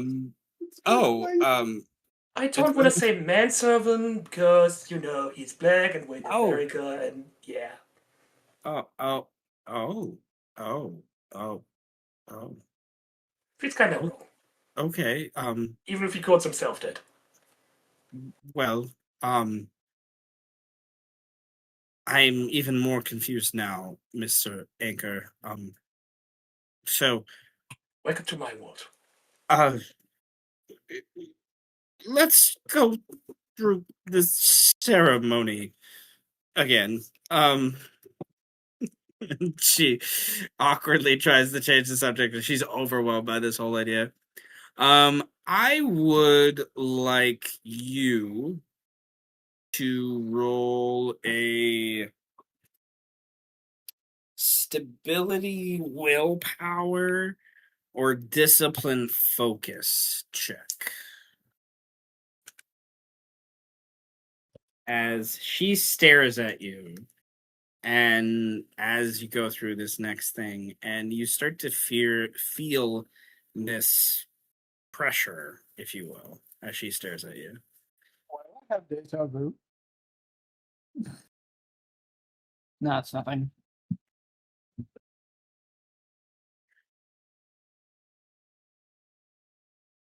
Fuck it, let me put 2 strain into it. She's not gonna put any strain in this one because it's kind of more absent-minded that she's doing this, but nevertheless, you with your strain you put into it, you beat the check.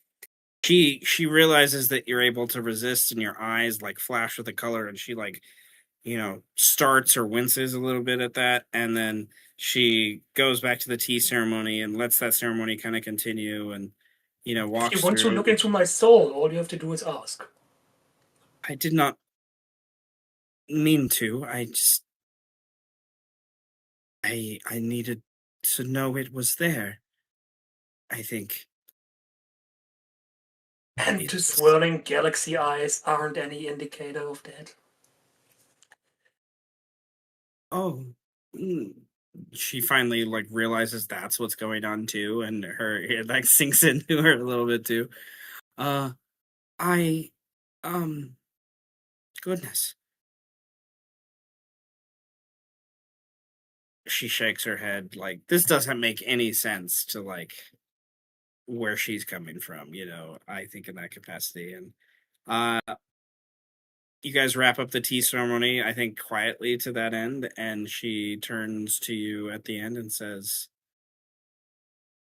I will pray for you, Mr. Anker. I thank you for everything you've done. Your apology and sentiment. I would be lying if I said I wasn't worried for your soul. That And makes 2 of us. please know you can return here to the Abbey at any time, and we will help where we can. You, by being there that night, by helping Father Marco and Father Zeke, you have proven, I think, to be on the side of righteousness for now. I hope that to continue. Kind of grabs your hand comfortingly and kind of takes that as her goodbye and leaves you there at the kind of front door as she walks away, lost He in waves thought. after her. With that big goofy smile. Sure, we're not trying to make Chinese Viking babies.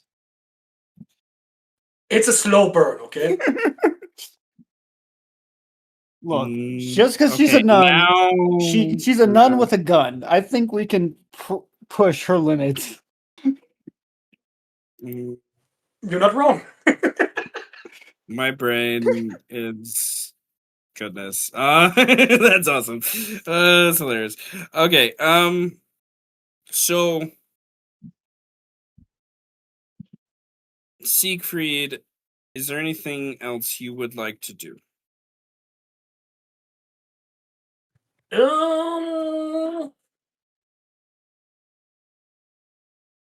Nothing I can think of. Okay. Nothing I can think of. Okay. Okay. Well,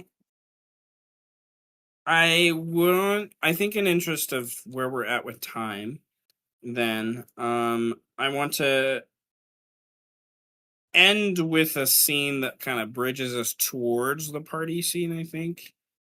And then next time we will sink more into the party scene and kind of get everyone back together and things like that, I think.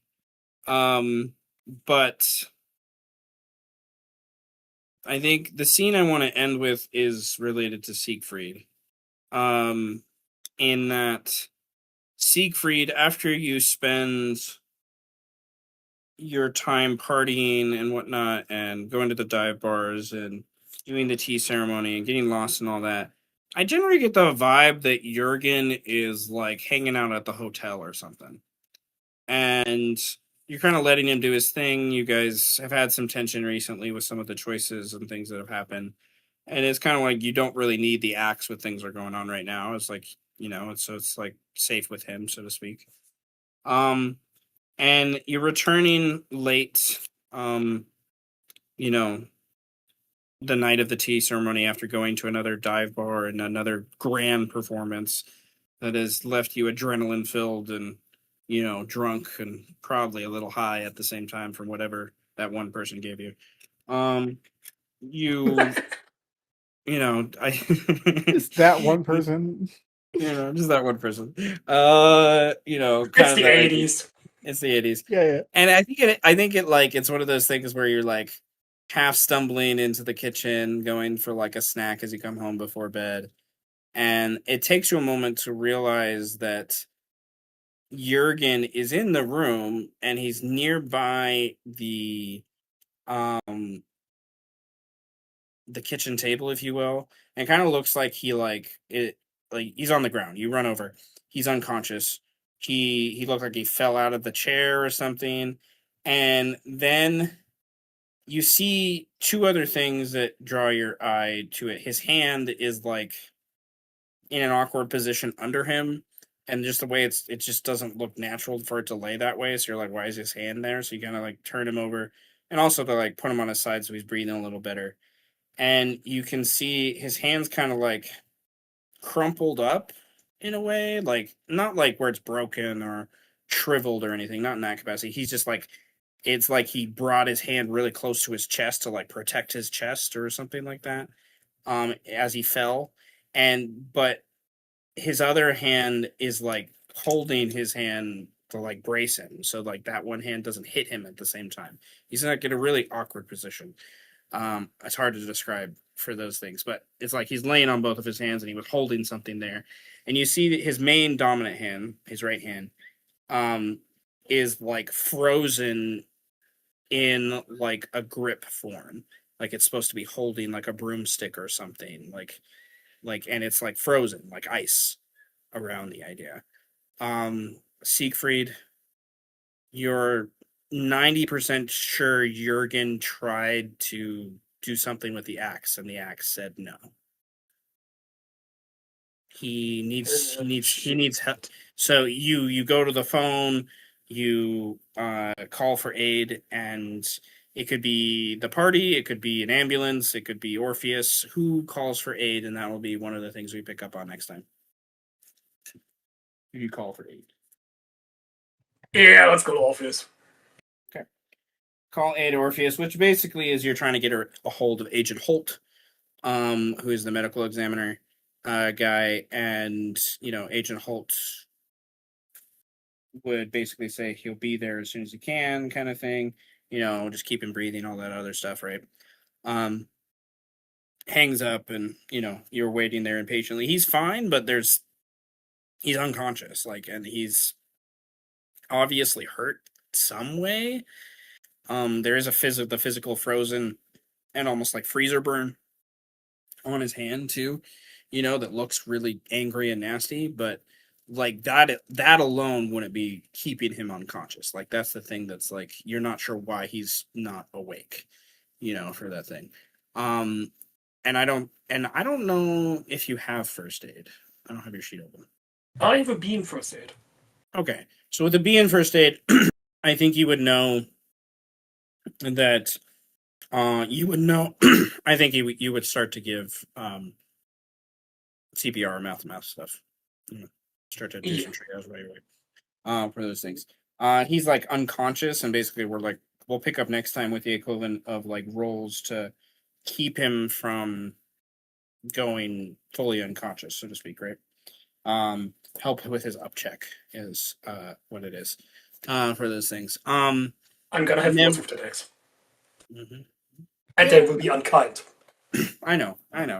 It's also partially Jurgen's fault too, but we'll get to there.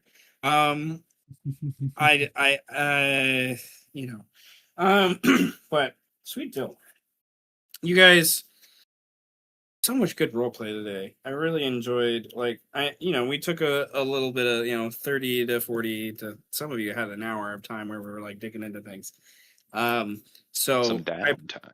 yeah, I absolutely love being perpetually confused. I love it. I appreciate your guys' patience with those things because I know sometimes it takes a minute to kind of walk through some of those narrative elements. We're chilling. Yeah. Make sure everyone gets a little bit of the spotlight with those things as happens when the party separates and we go down different avenues, which I never have an issue with it. So I'm glad you guys are cool with it because I feel like it's more realistic to how people work than to constantly keep the party together. And make them always make choices together. So I mean, you could always but- throw us in another Tower of Hod. I could. But And who knows? That might happen. I do because because all of my stress tracks are full, so I technically had a -3 on that charisma check, but I just spent one more strain, and my principal leave nothing to chance is a core. I marked as my core value, so Okay. I can still achieve the 5, no problem. But I'm just saying Okay. that just that way it's still mechanically good. Yeah, no, that's cool. I appreciate that.